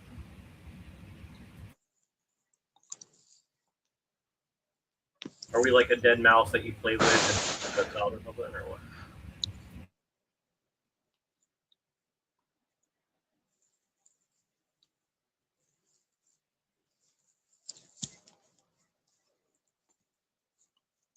Well, that is the reason why I said I'm starting to feel more and more like Will Smith when he's standing in the movie store and I Am Legend asking the mannequins to say hello to him. Please say hello to me.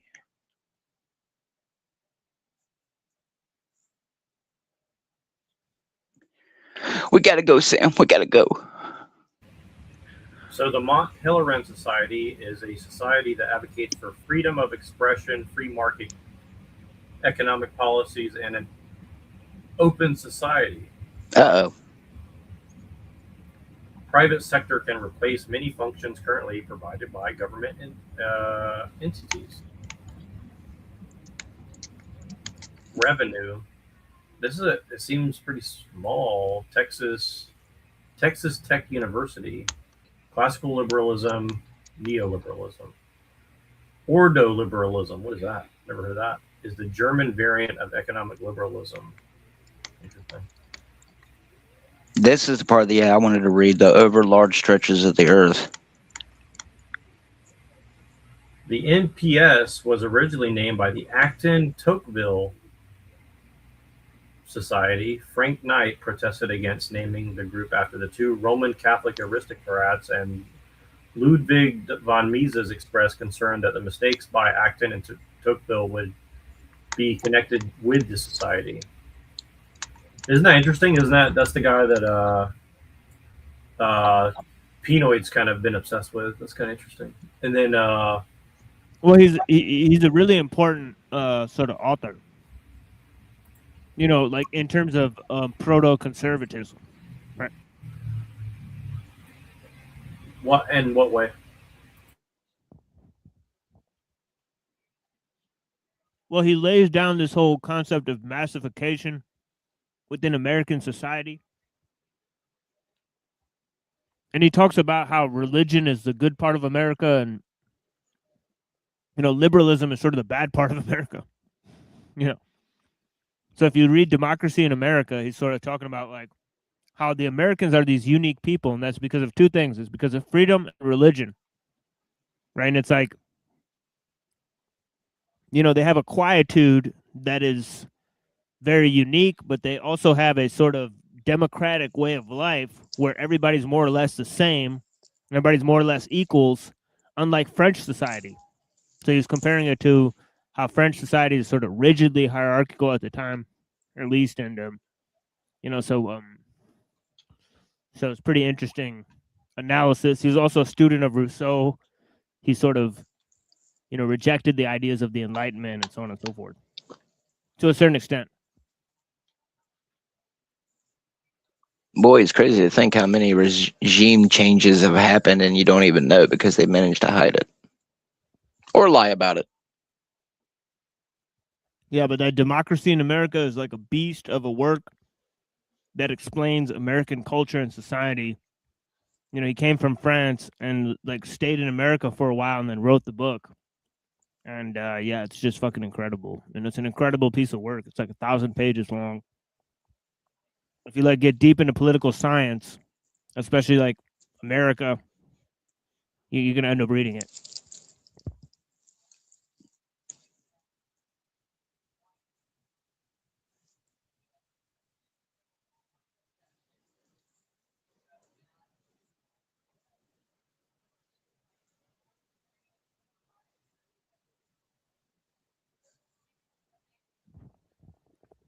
The Asian ladies. Yeah, it's an old-fashioned Mexican standoff between you and Muntan there. Christian nationalism versus white nationalism. Well, I think I'll just get into black ladies now, and then we'll see what the arguments are there. Oh. You don't want to hear Sequisha Harloren? Well, this is the type of black lady, that gets like a lot of, play because she has anglicized features. Exactly. It's all about that mixed race. Without the grace of the good white man who betrayed his race, we wouldn't have fine specimens like this to Google over. But I might go for I might go for like the one straight out of Africa, though. I might go for like Ghanaian or Nigerian or something. Yeah, I might just go all the way. No thanks. I heard they feel like gorilla pads. I might go for like the the midnight palette. You know what I mean?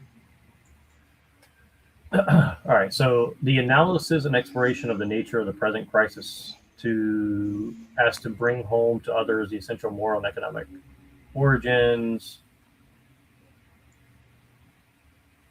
Volker fun. I'm just trying to like skim this thing, but it is very interesting. Like the names that they're mentioning is pretty interesting. British banker. Oh, you know what that means? He's got a little Hitler mustache too. Neoliberal activist. I've never heard of that before in my life. He's got a hyphenated name, so you know what that means. Suisun. Why is that such a familiar name? Suisun. That's very familiar. Epsom College. Juntao. Yeah, exactly. James Augustus Grant. Harold Harrington Balfour. And by the way, Mutan, I would love to have a conversation with you about this. Like, it'd be I think it'd be a very interesting conversation to have. If you're ever down, like, just let me know. I'd love to do that. It'd be fun. Because this is the stuff that I want people to like get into this kind of stuff and like really pick it apart. I mean, I still count myself as a white nationalist too, but I just think that like, I think so many titles, so little time. I think white has moved beyond like Western Europeans now, right? Like white has encompassed like a larger thing, it's more of a lifestyle than it is a bloodline, I would say. Copenhagen in Denmark. Bank of England, support of the emergent Mont Pelerin Society.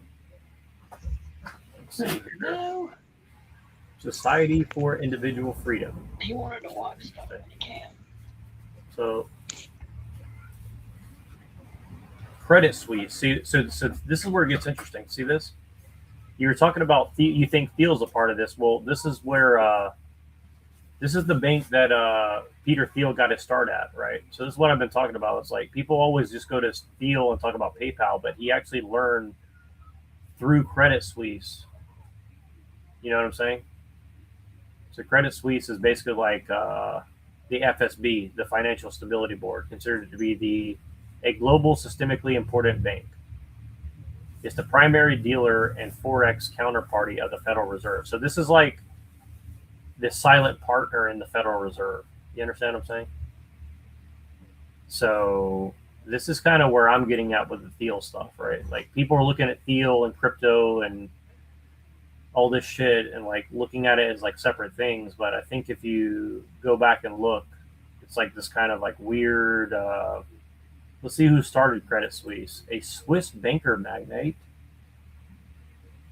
for the Liberal Party in Switzerland. Well-established old money in Zurich. Let's see what his early life says here. A dry goods merchant, estate owner, and insect researcher. Las Plagas, anybody? He was a scion of the Estervam Glass family, an old and influential dynasty who had produced many officials and politicians. They belonged to the city's upper classes. His family reputation had been damaged by his great-grandfather having an out-of-wedlock child. See, Mutan's right. Men will stick their dick in anything. Let's see here. His father became wealthy again through speculation and land deals. merchant activities and as a plantation owner in North America, where he also partnered with Baron Jean Conrad Houtier, a French banker of the French Empire. He also owned a coffee plantation in Cuba. This guy's sounding very Jewish to me. Is he? But they're not saying that. So what's going on here?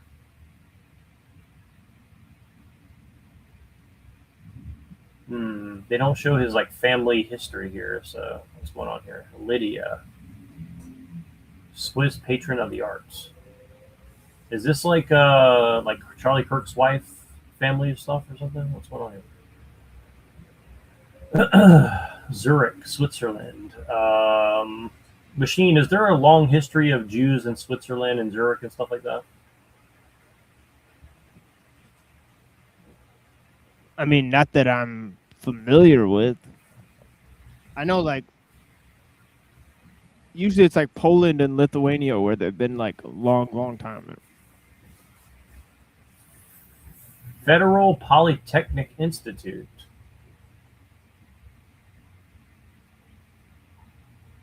Yeah, Montana says yes.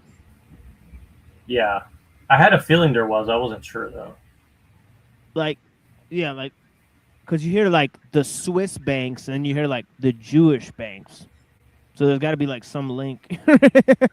Well, this is like the silent partner of the Federal Reserve. So one way or another, it's not too far away.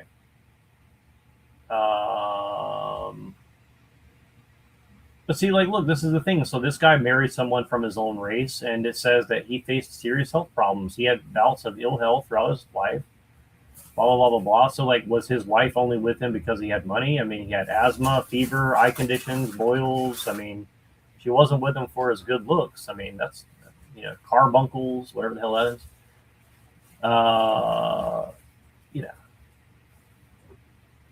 So, I guess intra-racial relationships can still suffer from exploitation.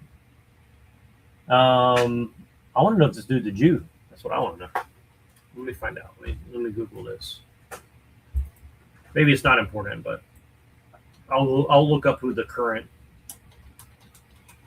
I'll look up who the current. Let's see. No, he's not a Jew. He was born to a prominent Zurich family.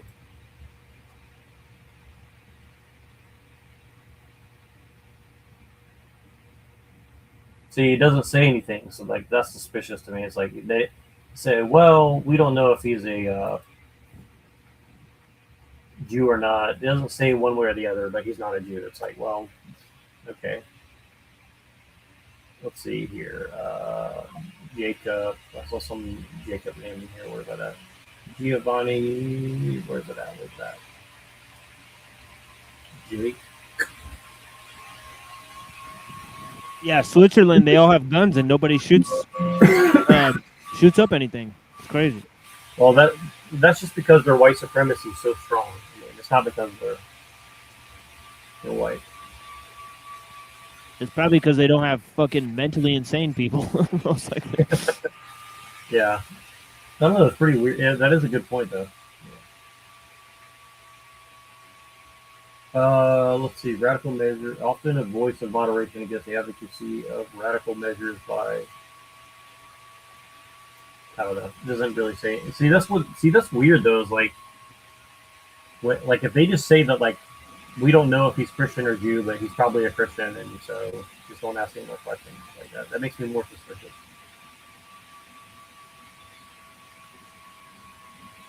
But anyways, let's go to the current day of Credit Suisse and see who. Like, actually, let's just go to Peter Thiel. To be honest with you, I'm gonna look up Peter Thiel.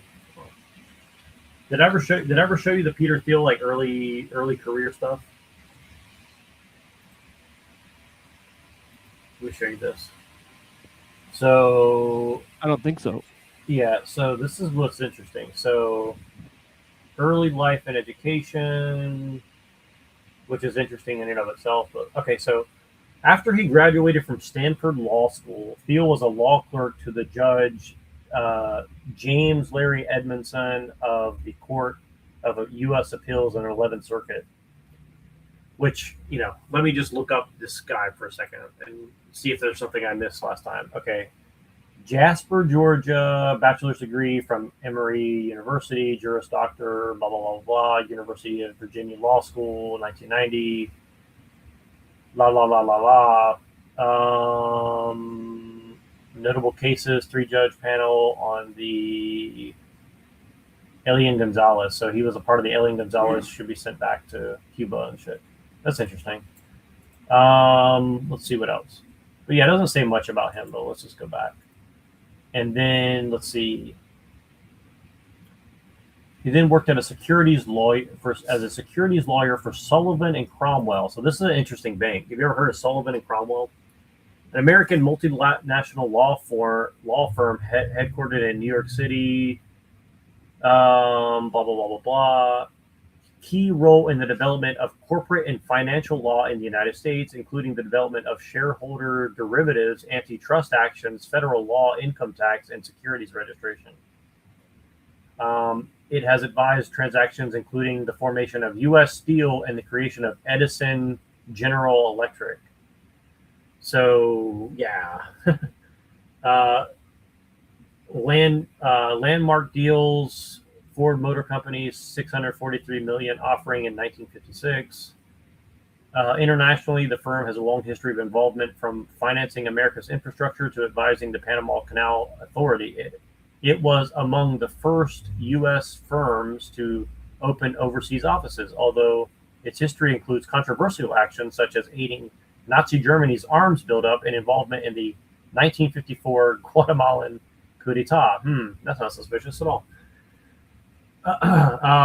Yeah. So, long story short, FTX Cryptocurrencies Exchange, 2024, hiring a background check company to investigate students involved in pro-Palestinian groups, targeting of law firms and lawyers under the Trump administration, and represents Donald Trump in his appeal to his criminal conviction in New York State Court. Okay, so yeah, so again, this is like one of these like hidden like little things. It's good, and here we go. I knew I was going to find something good. I remember there's some good shit in here. So this is very interesting. So international practice goes back to America's industrial and transportation, Panama Canal, all that shit, and then Alan in 1935, Alan Dulles, then a partner in the firm. And if you don't know who Alan Dulles is, he basically was a secret ruler of, America, director of the CIA, essentially. So yeah, so the fact that this guy came out of this firm, I think, should be kind of like interesting to people, right? So is Peter Thiel like the new director of the Central Intelligence? IG Farben, you get the idea. Controversy, insider trading, FTX, Sam Friedman Bank. So, which this guy is a huge psyop in and of himself. It's a whole big thing. Close to Donald Trump. So yeah, I just think that's very interesting. Maybe nobody else does, but let's see here. William Bennett. He was a speechwriter for the Secretary of Education, William Bennett. Who was William Bennett? Secretary of Education for Ronald Reagan. Catholic family in Brooklyn. Gonzaga College, Jesuit. Williams College, probably Jesuit. Member of the Kappa Alpha Society. PhD at University of Texas Austin in political philosophy. JD Harvard Law School. Kappa Alpha, what is that? Progenitor of the modern fraternity system in America. Union Triad. Let's see.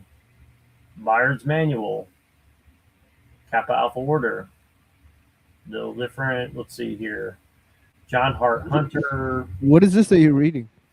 So this is the fraternity that his boss, the Secretary of Education under Reagan, that he wrote speeches for. So he first worked at that law firm that was international law. Then he worked for this guy as a speechwriter in the late 80s. And So, and this guy was a part of the Kappa Alpha, and I realized like if you start going and looking at people's like fraternity, you'll see like the connections, right? So they formed this thing. The Kappa Alpha Society represents the middle link between secret societies, literary societies, and Greek letter organizations like Phi Beta Kappa. So this is literally like so if you understand that like Thiel, for example, is like the basic like monopoly man of the entire like literature and writing sector of the internet right now, right? Like Moldbug is a product of Thiel, for example, right? This starts to make more sense, right? Like, where did he learn all this shit, right? So, this is tied into Princeton, UVA, Cornell, Toronto, Lehigh, McGill. Yeah, that's pretty sad. Like, if that's the case, is the thing is that, like we've run into like the whole thing, right? And it seems like we can basically produce people that are higher on an intellectual level through our own like programs than they can with their entire effort of by literally spying on everyone. Right. So that's pretty sad.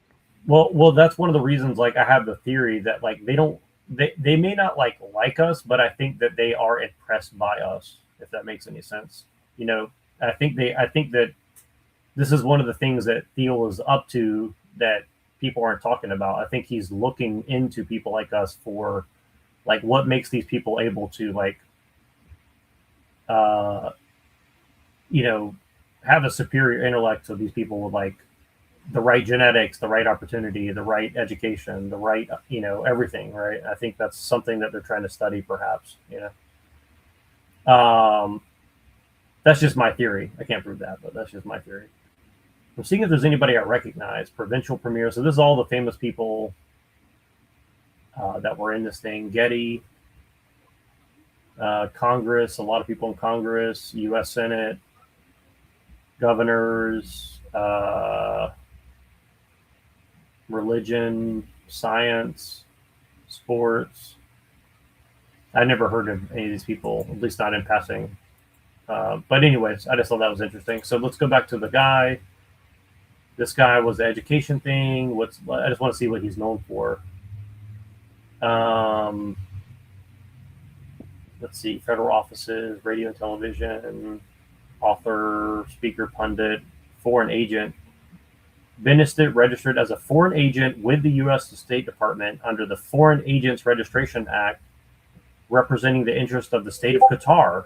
Okay, so this neocon, spook is now representing the state of Qatar, that everybody's now blaming as like they're the secret power behind America, not the Jews, right? So, isn't that interesting?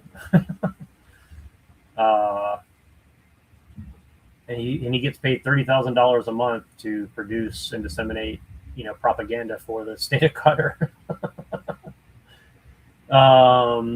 Political views. Positive, conservative position. Yeah, I think Qatar and UAE, they hired Blackwater and shit. Yeah, exactly. Yep. Well, Eric Prince lives over there, as far as I know. I mean, he like literally UAE. So yeah, it's pretty. That's why I'm saying like this stuff is weird, where people are like, the Muslims are coming to get us. It's like, well, why are the neocons like working with the Muslims that everybody's scared of? I mean, it doesn't really make any sense, right? Like. I mean, it doesn't mean that there's no Muslims that want to kill us. I'm just saying, like, it's also kind of, a weird situation, right? So, so he was a member of the PNAC, the Project for New American Citizen, Welcome Red, which urged Clinton to remove the Iraqi leader for Saddam from power. Well, shot, man. You missed the big conflict about Asian women.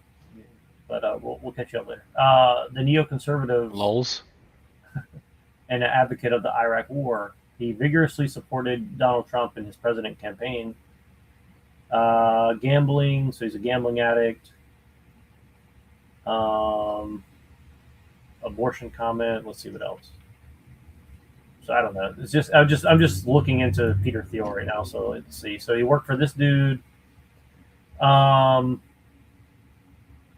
this is all just like before 1996. So then he went to the Bay Area. He raised $1 million towards the establishment of Thiel Capital Management, embarked on his venture capital career.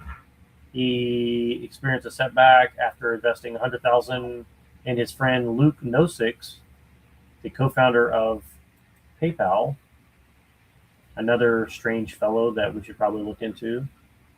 Let's see if there's anything that stands out about this guy. SpaceX. So he invested in SpaceX. He's in the Founders Fund, which is something everybody should really look into as well.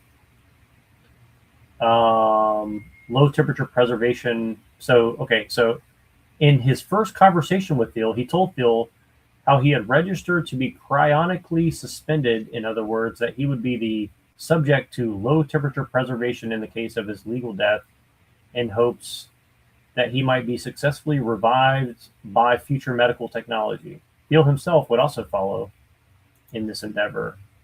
So hardcore transhumanist from the beginning. Max Levchin, so producer for the movie Think You're Not Smoking, CAPTCHA, Affirm.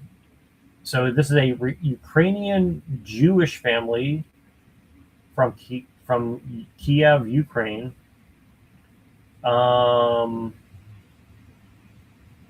He also started PayPal, apparently. MIT, right?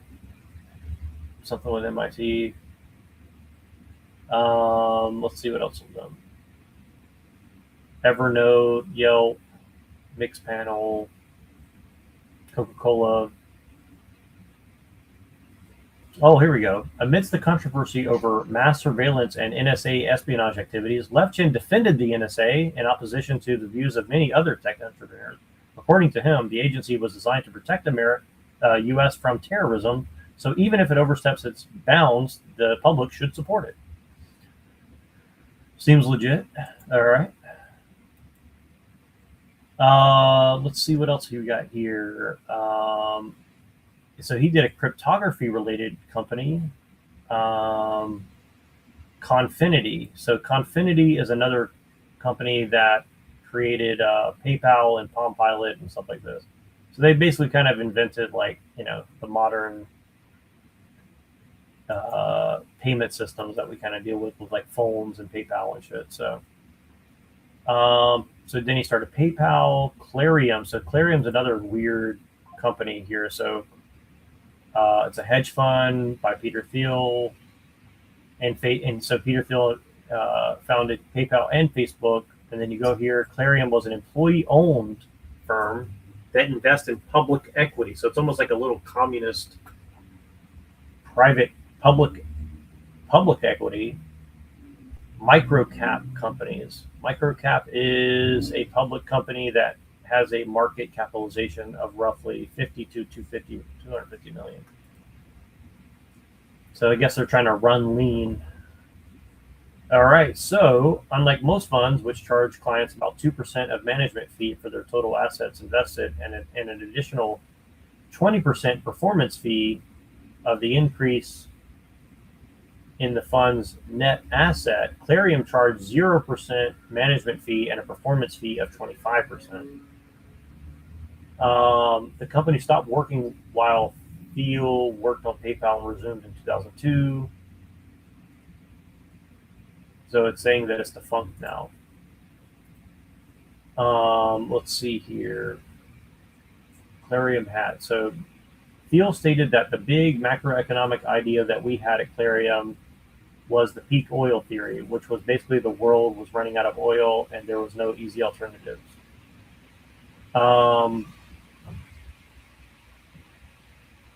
Thiel thought successfully that the United States dollar would weaken, specified General Electric and Walmart as vulnerable. Interesting. Then he started Palantir, Facebook. Why is you're sharing the screen, right? It's like just a little icon in the bottom right. Yeah, I was gonna say something, but I just. Oh, my bad. Sorry, I was trying to show I was I trying to thought show. you were just reading it off your phone or something. Yeah, I that's was doing it better. on purpose. Yeah. Oh well, I started off doing it on purpose, and then I forgot. I was just trying to show. What is this? Moontan, Is this just beautiful- Wikipedia? This beautiful lady. Yeah, I'm reading Wikipedia. Yeah. Sad trombone. Yeah. I was just trying to show Moontan a beautiful black lady because she said I only give the Asian ladies love, so I was trying to show them. I'm pretty sure he went to Exeter, didn't he? Exeter. And did he and he's also in Bilderbergs. That wouldn't be surprising. Exeter. Let me see.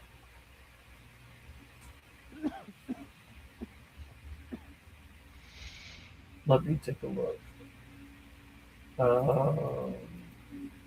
Exeter. What is Exeter?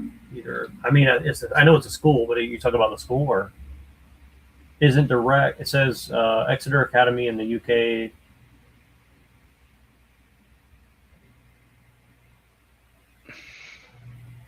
Yeah, I just googled it. It said there's no direct link with Exeter, but they do have Pooja. Who's Pooja Thiel?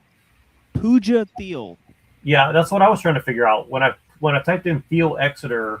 I know. I was like, who's this lady? What the Pooja Thiel? Like, She must be another mixed race person. Although she doesn't look like it. I clicked on her picture here. I'll show you. Hold on. Let me show you this.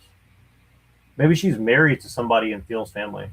Dr. Pooja Thiel, another race mixing cunt, according to Moontan here. I'm just kidding. It's just weird that this Indian lady's last name is Thiel. Yeah. And she Very teaches strange. at Exeter. She teaches literally at Exeter Academy, where like all these people graduated. Like Stuart Brand and Mark Zuckerberg graduated from Exeter. Right. Let me see if I can find her. Let me see. Total coincidence, right? The Tocqueville coincidence. Let's see. Like, hold on now. What's this Indian lady doing with a Jewish name? Yeah, Pooja is a cute name. Yeah, I agree. Pooja. I need me some Pooja myself. It means prayer. Oh. Or is it like Puya, like the J is like a Y maybe? I don't know if Indians do it that way, but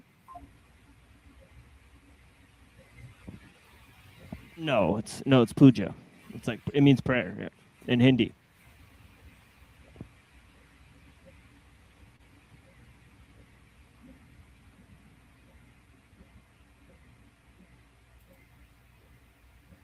Yeah, when the Hindus do prayer, they say, "I'm going to make puja." That's what they say. it sounds like something you might eat. Like a bowl of rice or something.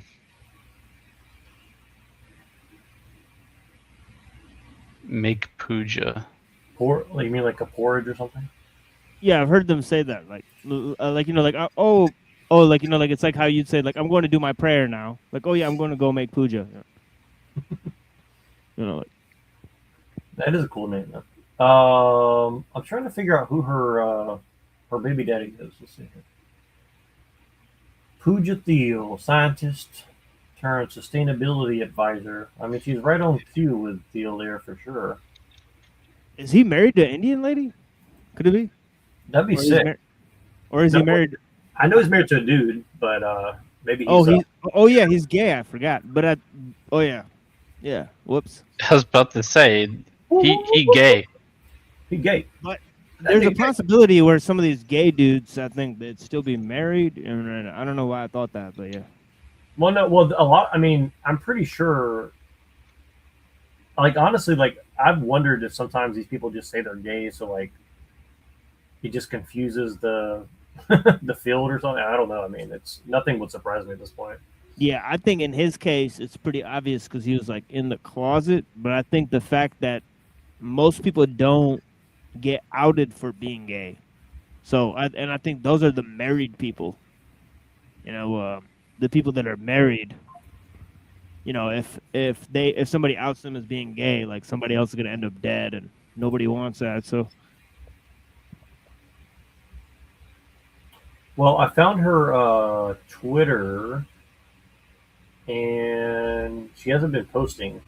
But I'm pretty sure she's Punjabi or Pakistani or something, right? Like,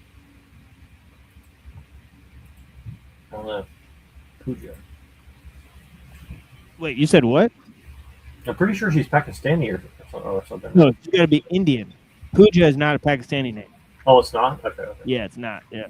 Yeah, Pooja is a Hindu name. So. Oh, okay. So there's no there's no Hindus in Pakistan? Yeah, that's kind of the point. Yeah. Okay, got it. Just make sure I don't. But there are millions of Muslims in India still, so that's a notable fact. Right. Pooja Thiel. Yeah, I'm trying to find out who her husband is, but she doesn't seem to have anything about it, and she hasn't been really active on social media. So, but all right, let's see what's going on with Founders Fund, Friendster, Rapleaf, Yammer, Scammer, whatever. Okay, General Catalyst, Hadrian Automation. So, see, the Andril is really interesting because so Peter Thiel, you saw this guy before, right? Palmer Luckey. So this guy was like the meta guy who invented the Oculus Rift, like thing, the little goggles thing or whatever. So the goggles, they do nothing. Yeah, there's no way that's a real name. There's no way that's a real picture. Like, it's just like weird. Yeah, he's like a total spook. I mean, he's like his.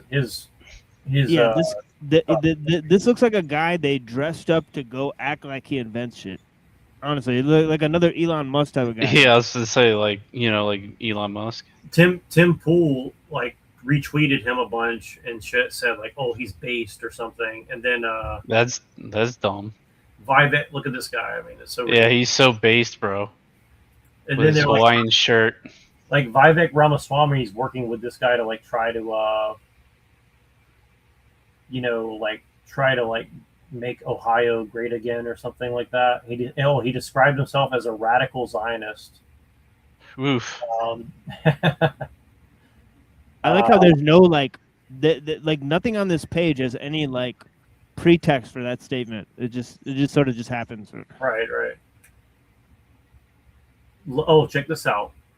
So he married his longtime girlfriend named Nicole Edelman. Sounds very Jewish. And then Matt Gaetz married his sister. So that's pretty weird. Yeah, it's very weird, then. Yeah, did you ever so I watched Sword Art Online because of the storyline. Right? And it was horribly written. It's like the worst written anime of all time.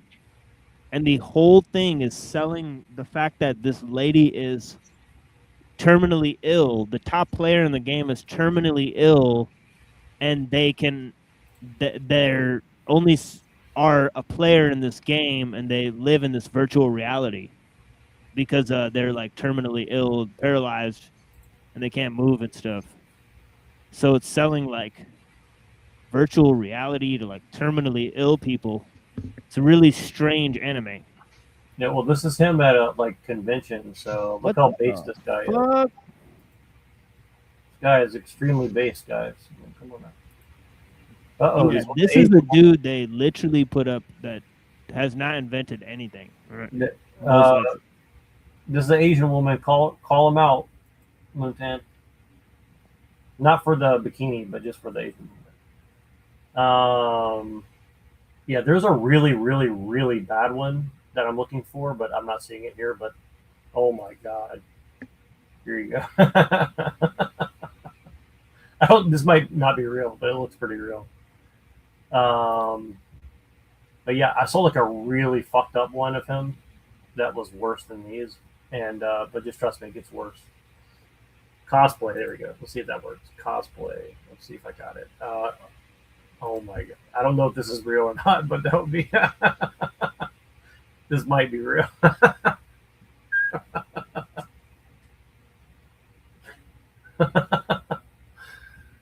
That might be real.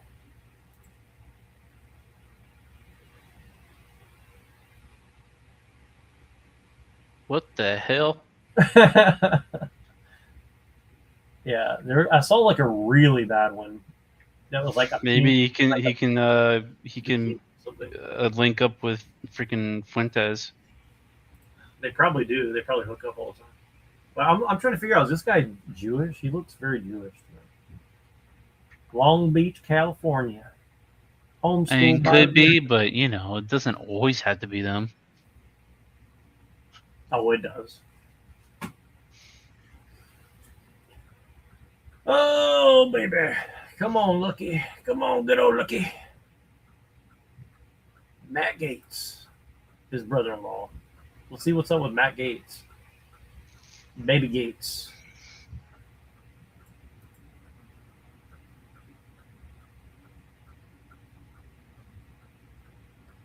Let's see his personal life. I think some like weird stuff came out about this guy. Like he did some weird stuff.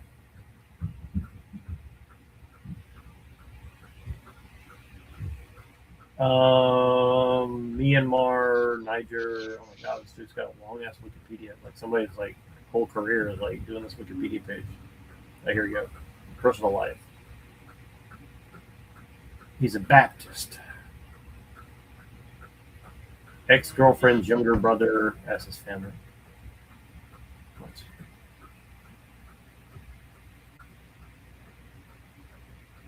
Nestor Galbon. Ex-girlfriend. That's kind of weird. Ginger Lucky. Let me see if I can find a picture of Ginger.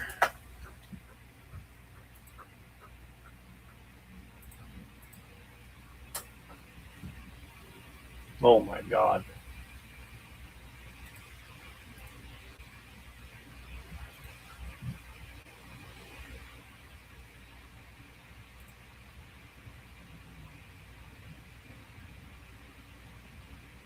Who's that lady? What the fuck? This is Palmer Lucky's sister, who's married to Matt Gates, the congressperson or whatever. Yeah, that dude's really weird. Yes, he is. He's a very strange guy. Let's see. Let me try to look something up. Palmer Lucky Jewish.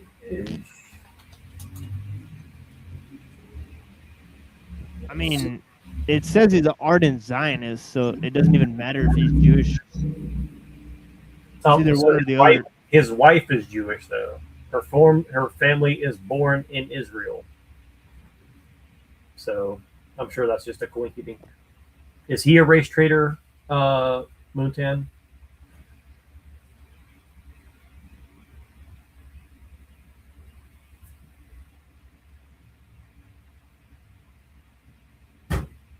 Yeah, that's more like humanity traders scaled up. Radical Zionist. Let's see here. Let's see his. I want to see what his wife looks like. Wife. Let's see. Edelman. All right. Let's see if we can. Let's do like the TMZ of like. Well,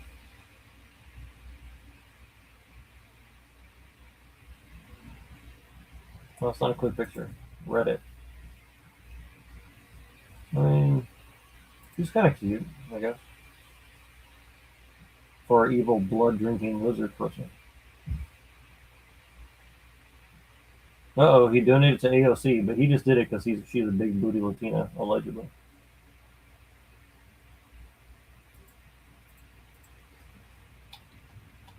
Big booty Latina AOC Alex Stein. I got to make sure I don't find something really bad in here. Let's see here.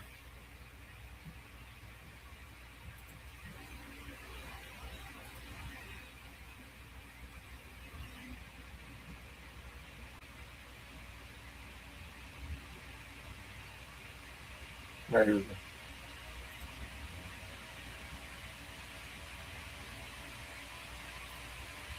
My favorite big booty Latina AOC Alex Stein 99.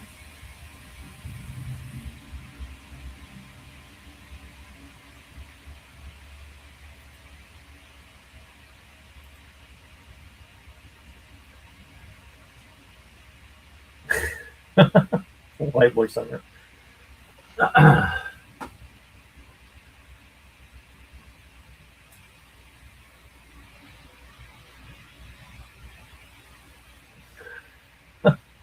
All right. Well, I want to continue doing this, but I have to run. Of course, Machine, you're always welcome to stay and run the panel if you like. I'm sure you probably have other things to do, and you probably have a show later or soon. So. But I do appreciate everybody, though. I just have to go do some stuff. I'll be busy for like an hour at least, or maybe the rest of the night. I'm not sure yet. So. Yeah, I was like test some videos. I'll just go do it on my channel. Pretty much just gonna test videos and then go to sleep or whatever. But yeah. Hell yeah. I put like a lot of cartoons and videos. One of them is like this Arab dude like blowing up a bunch of stuff, like sniping people, and then he like shoots a bunch of white dudes, and then he like and there's a bunch of dismembered shit. So I probably won't like play that one. That sounds base. No, it's okay. Yeah, I'll send it to you. Probably not advisable. Yeah, I'll send it to you. It's pretty crazy video. It's a real video though. It's like a movie, but it's like realistically made. I don't know where it's from, but nice. Yeah, it's crazy. But yeah. But yeah, so I'm gonna go play music on my channel. So yeah. Cool. Yeah, and yeah, I wanted to cover some of that like rad film stuff you were sending me too. Like, I have those videos queued up, but I wanted to show some other stuff. And but yeah. Yeah, they're fucking. Yeah, it's the pace of the videos is very annoying, but it's still interesting. Like the way they look. Right, it's like trying to get like these red-haired white girls. It's definitely like actors or something, or actresses or something. And it's the same type of chick. Like from the two videos, it's the same type of chick. It's kind of funny, right? It's like red-haired, pale-faced white girl. With like, it's just funny how they have like communist style. That's what I think is really interesting about it. Yeah, it's like it's a whole performative thing, right? Like, right. I saw this. So this is one of the things that triggered me to talk about some of the stuff. Is like I saw this half white, half Asian girl pretending to be like the super base communist person.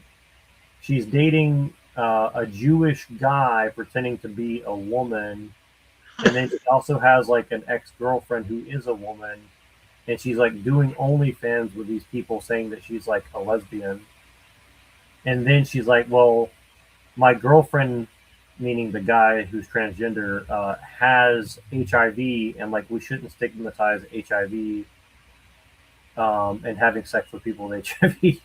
And then the next post is like, she goes to Vietnam, she finds a picture of Ho Chi Minh and like twerks in front of like, a statue and picture of like Ho Chi Minh, and says like Ho Chi Minh would be down for like smashing the white male patriarchy and all this shit. And it's like it makes you really like, it's like obviously this isn't serious, but like this is the level of like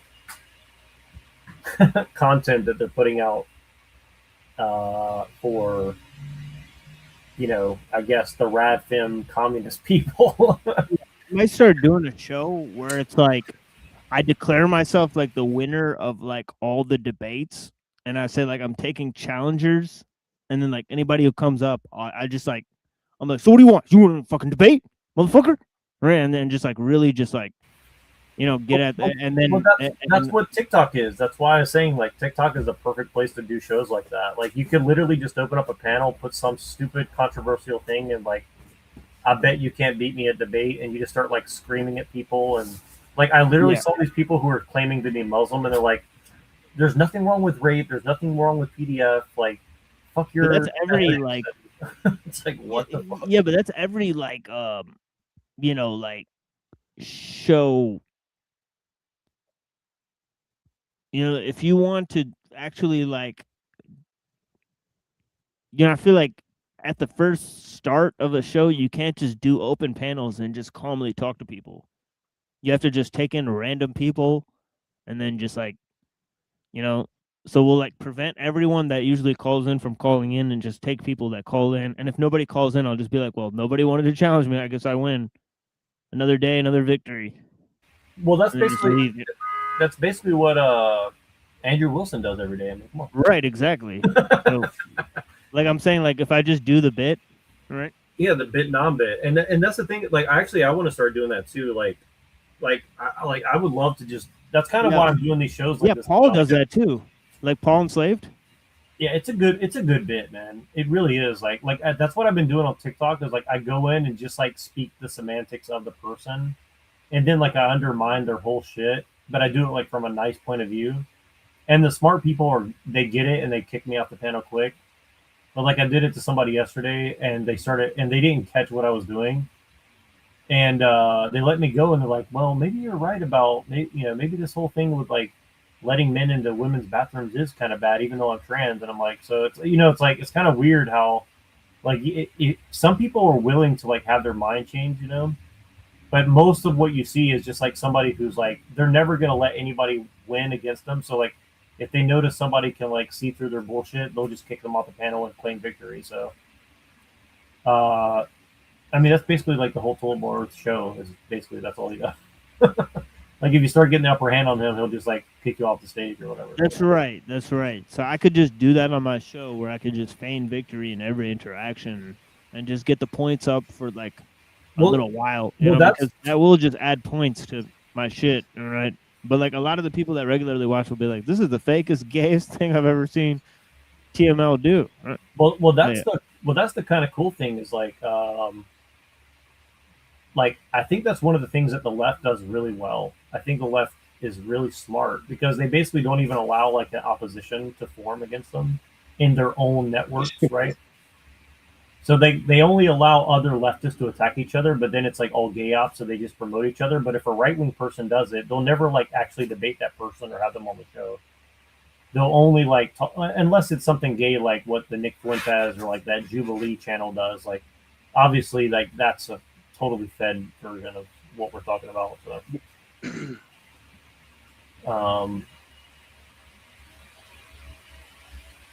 But yeah, I'm reading your comments, Dan. I'm just not sure how to respond, but I get you. Rad femmes or anti-sex work? Well, I mean, if you ask the common rad femmes on TikTok that are promoting sex work, is like not always bad. Essentially, I mean, yeah, they might disagree, but I mean, I don't know. They're not. Maybe I don't know if they're calling themselves rad femmes, but I mean, they sure are like trying to look the role or the part, I guess. Yeah, I don't know. And maybe I need to be educated by some beautiful Aryan women like yourself, yeah, maybe I've been with the mudbloods too long, Sad trombone. I was just thinking about Harry Potter the other day. It's like that's some occult shit, bro. That's some occult Nazi shit. Mudbloods. Whatever you say, mudblood. You're a wizard, Harry. Yeah, we need to get David Livingstone on to talk about how the Mitford sisters, and Hitler's love child is J.K. Rowling. Ruh-roh. That'd be kind of based. Based. That means I got. That'd be crazy though. It's like if she were and she's got this like $1 billion franchise now. Be like damn. They paid them off. Some shit. Funding for the Jew by the Jew, but against the Jew.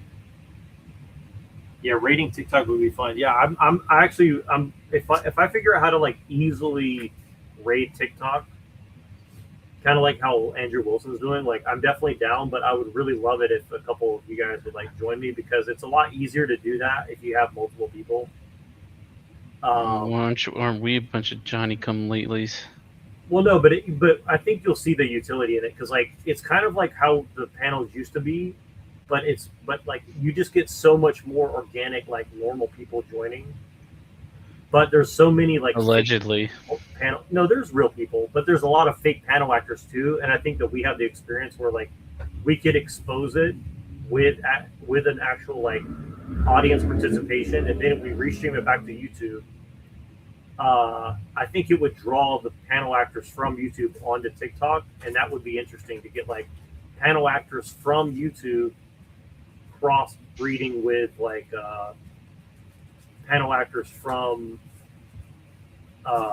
TikTok or something, or from YouTube and TikTok. I think that'd be kind of an interesting So experiment. you want to, in theory, you want to help the panel actors from around here. You want to help them Oh, network shit. with panel actors on TikTok. Well, I'm not. Holy gonna shit, work with dude! them. I thought you were televised this whole time. God damn. No, I don't want to help them. I want them to expose themselves because I'm saying like the ones on TikTok are way more sophisticated than the ones on YouTube. The ones on YouTube are like honestly like low level. Neuro and Brown's Boy on the same panel. This has been a while. Freaky Friday. That isn't TMLs. That's right. But no, I mean, I don't want to help them, but what I'm saying is like if we do it first, well not first, but you know we follow Andrew Wilson's lead.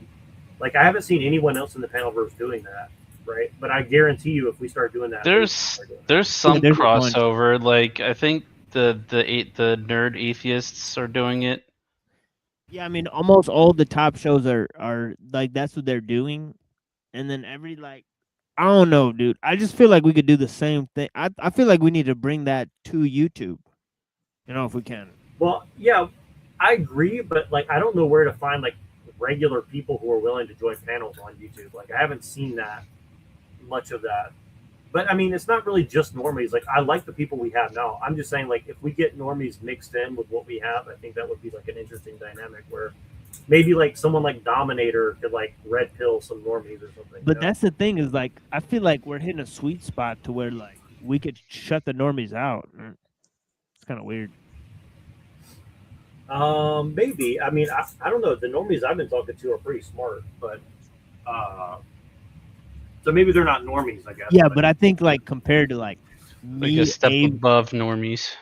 yeah, like me, Avi, and an unseen will eat them alive. Right, just us three. Well, I think what we should do is teach them a lesson, and then maybe they'll want to join our little thing. You know what I mean? That's kind of what I'm saying. Like, because the shittiness on TikTok I see as like an opportunity, right? I see that because like here's the thing is like you can't really panel hop on YouTube among these other shows. I mean, we could, we have been doing it. You have been doing that, but like it seems like it's kind of hitting like from my perspective, it's like you eventually hit a wall, right? And I think it's also because like there's no one under 30 on YouTube, right? I mean, I haven't seen that many people under 30 on YouTube, right? So I don't know. I'm just saying like you kind of get like a bigger slice of the thing. And again, I'm just saying, I'm just thinking out loud. I mean, I could be totally wrong, but I agree with Neuro about hitting a wall. You know, clearly there's barrier. And by the way, the only person who's under 30 is Christos. From what I've seen, he's 28 or something like that. And Noelle, and she tried to join my last show, and I blocked her again because I'm like, dude, I'm not gonna have her. I don't Also, know what I'm like.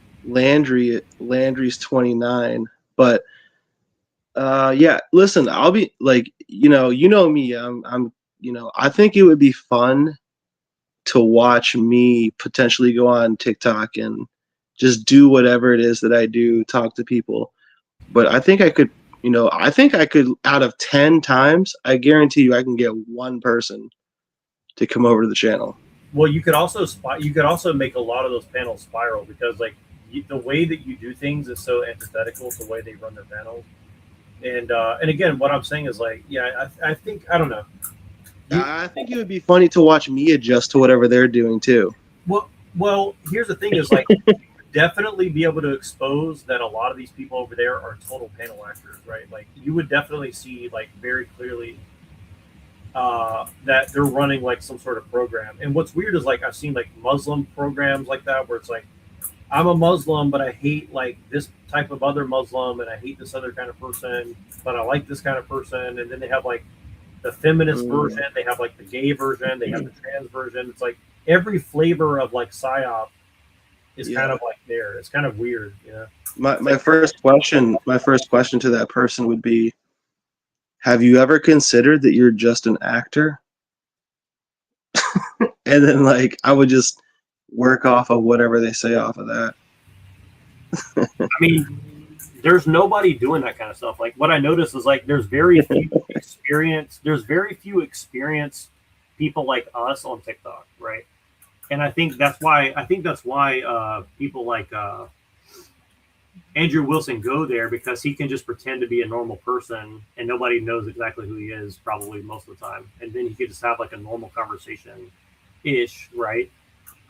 And Well, I saw something different. I saw him like sort of like having very curated interactions on there. Really, I Yeah, haven't watched enough of it, but that would be more interesting to me. That would be interesting. Yeah, like one I recorded, he was talking to a Jew, and it looked just everything they were saying looked really scripted, and I was just like, it could make sense though, because I've definitely seen a lot of these like fake white nationalists that are over there, and they're definitely reading a fucking script, like 100%. Yeah, and then it looked like he was also like he already knew who Wilson was. And I've seen this 2 or 3 times where Wilson will call into a show and they already know him. So I'm like, were they expecting him to call because they're super calm right now? Or, you know what I'm saying, right? Because, like, imagine, this guy's, like, on Piers Morgan and stuff. He just calls into your show. You'd be like, what the fuck? Yeah. Like, it's kind of like when he called into my show. I'm like, bro, you just asked me for $800. What are you doing here for free? And also, so you don't need money to go on shows? So what is it? You know what I mean? Like, for me, it's just totally weird, right? Where it's like, but it's like these guys, it's like he calls in and they just have a normal conversation. Oh, well, it's Andrew Wilson. Let's just have a normal conversation with him. Like, nothing there weird is going on. It's like, this shit is scripted, bro.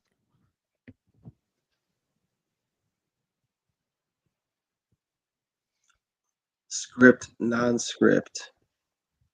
You don't know what's really coming up, but you have an idea and act in accordance.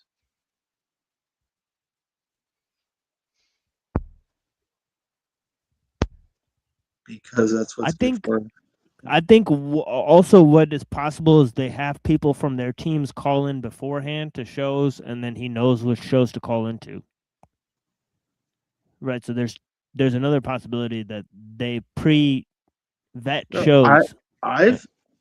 There's less evidence to show that Andrew Wilson isn't. There's less evidence that he isn't completely like a contrived like position that just he personally is filling at this time. But if it wasn't him, it would be someone else. Like they want you to think that he's got all these abilities or whatever, but if he wasn't sitting in that position, someone else could do it. Well, I think I think it might be a specific position, and the one I'm leaning for is Fox News anchor.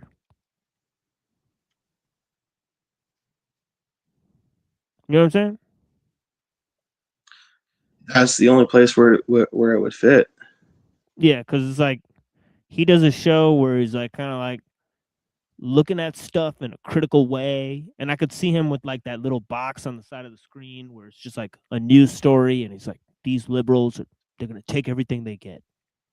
And he's just like doing this monologue with the news story, just like Hannity or Bill O'Reilly. He's probably paid by the left. Right? Like the left, like the money changes, but like, yeah, I mean the guy's a complete clone. Yeah, I think it's gonna be like Tucker Carlson, like when they like get into some positions. He's kind of like that, but it's kind of like they think he thinks he can make more money if he does it independently.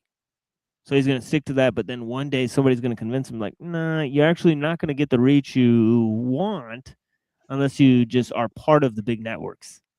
And I think that's when he'll sign up. And imagine if Andrew Wilson tried to say, I'm not connected to big media. You'd be like, Yeah. yes, you are. Of course you are. yeah, but this is exactly what the like sort of 5-minute thing was on my channel, where I was like, dude, you're totally like a shill, basically. And he's like, no, I'm doing it myself. I'm like, the hell you are. And, It's like, and it's then a we went, joke. It's a yeah, joke. that's a joke. Yeah. And then so I don't want to get stuck here. Neuro, if you want to just close this out, because I think he said he had to go. So unless he already left, no, this is the thing. I think he probably already left. Yeah, see, this is the problem. As usual, dude. At least he said he was leaving. Oh. And there you go. But the mouse was directly in the center. His mouse was directly in the center of the picture before he left, which could have meant loss of power or something. Okay, so this means that if we drop out of the studio, then it'll just end. So I think he's giving me the signal there. So might as well. Yeah, so because yeah, I'm definitely gonna start this music stream in a little bit. Easy. Yeah, blessings, brother. All right, y'all. See y'all later.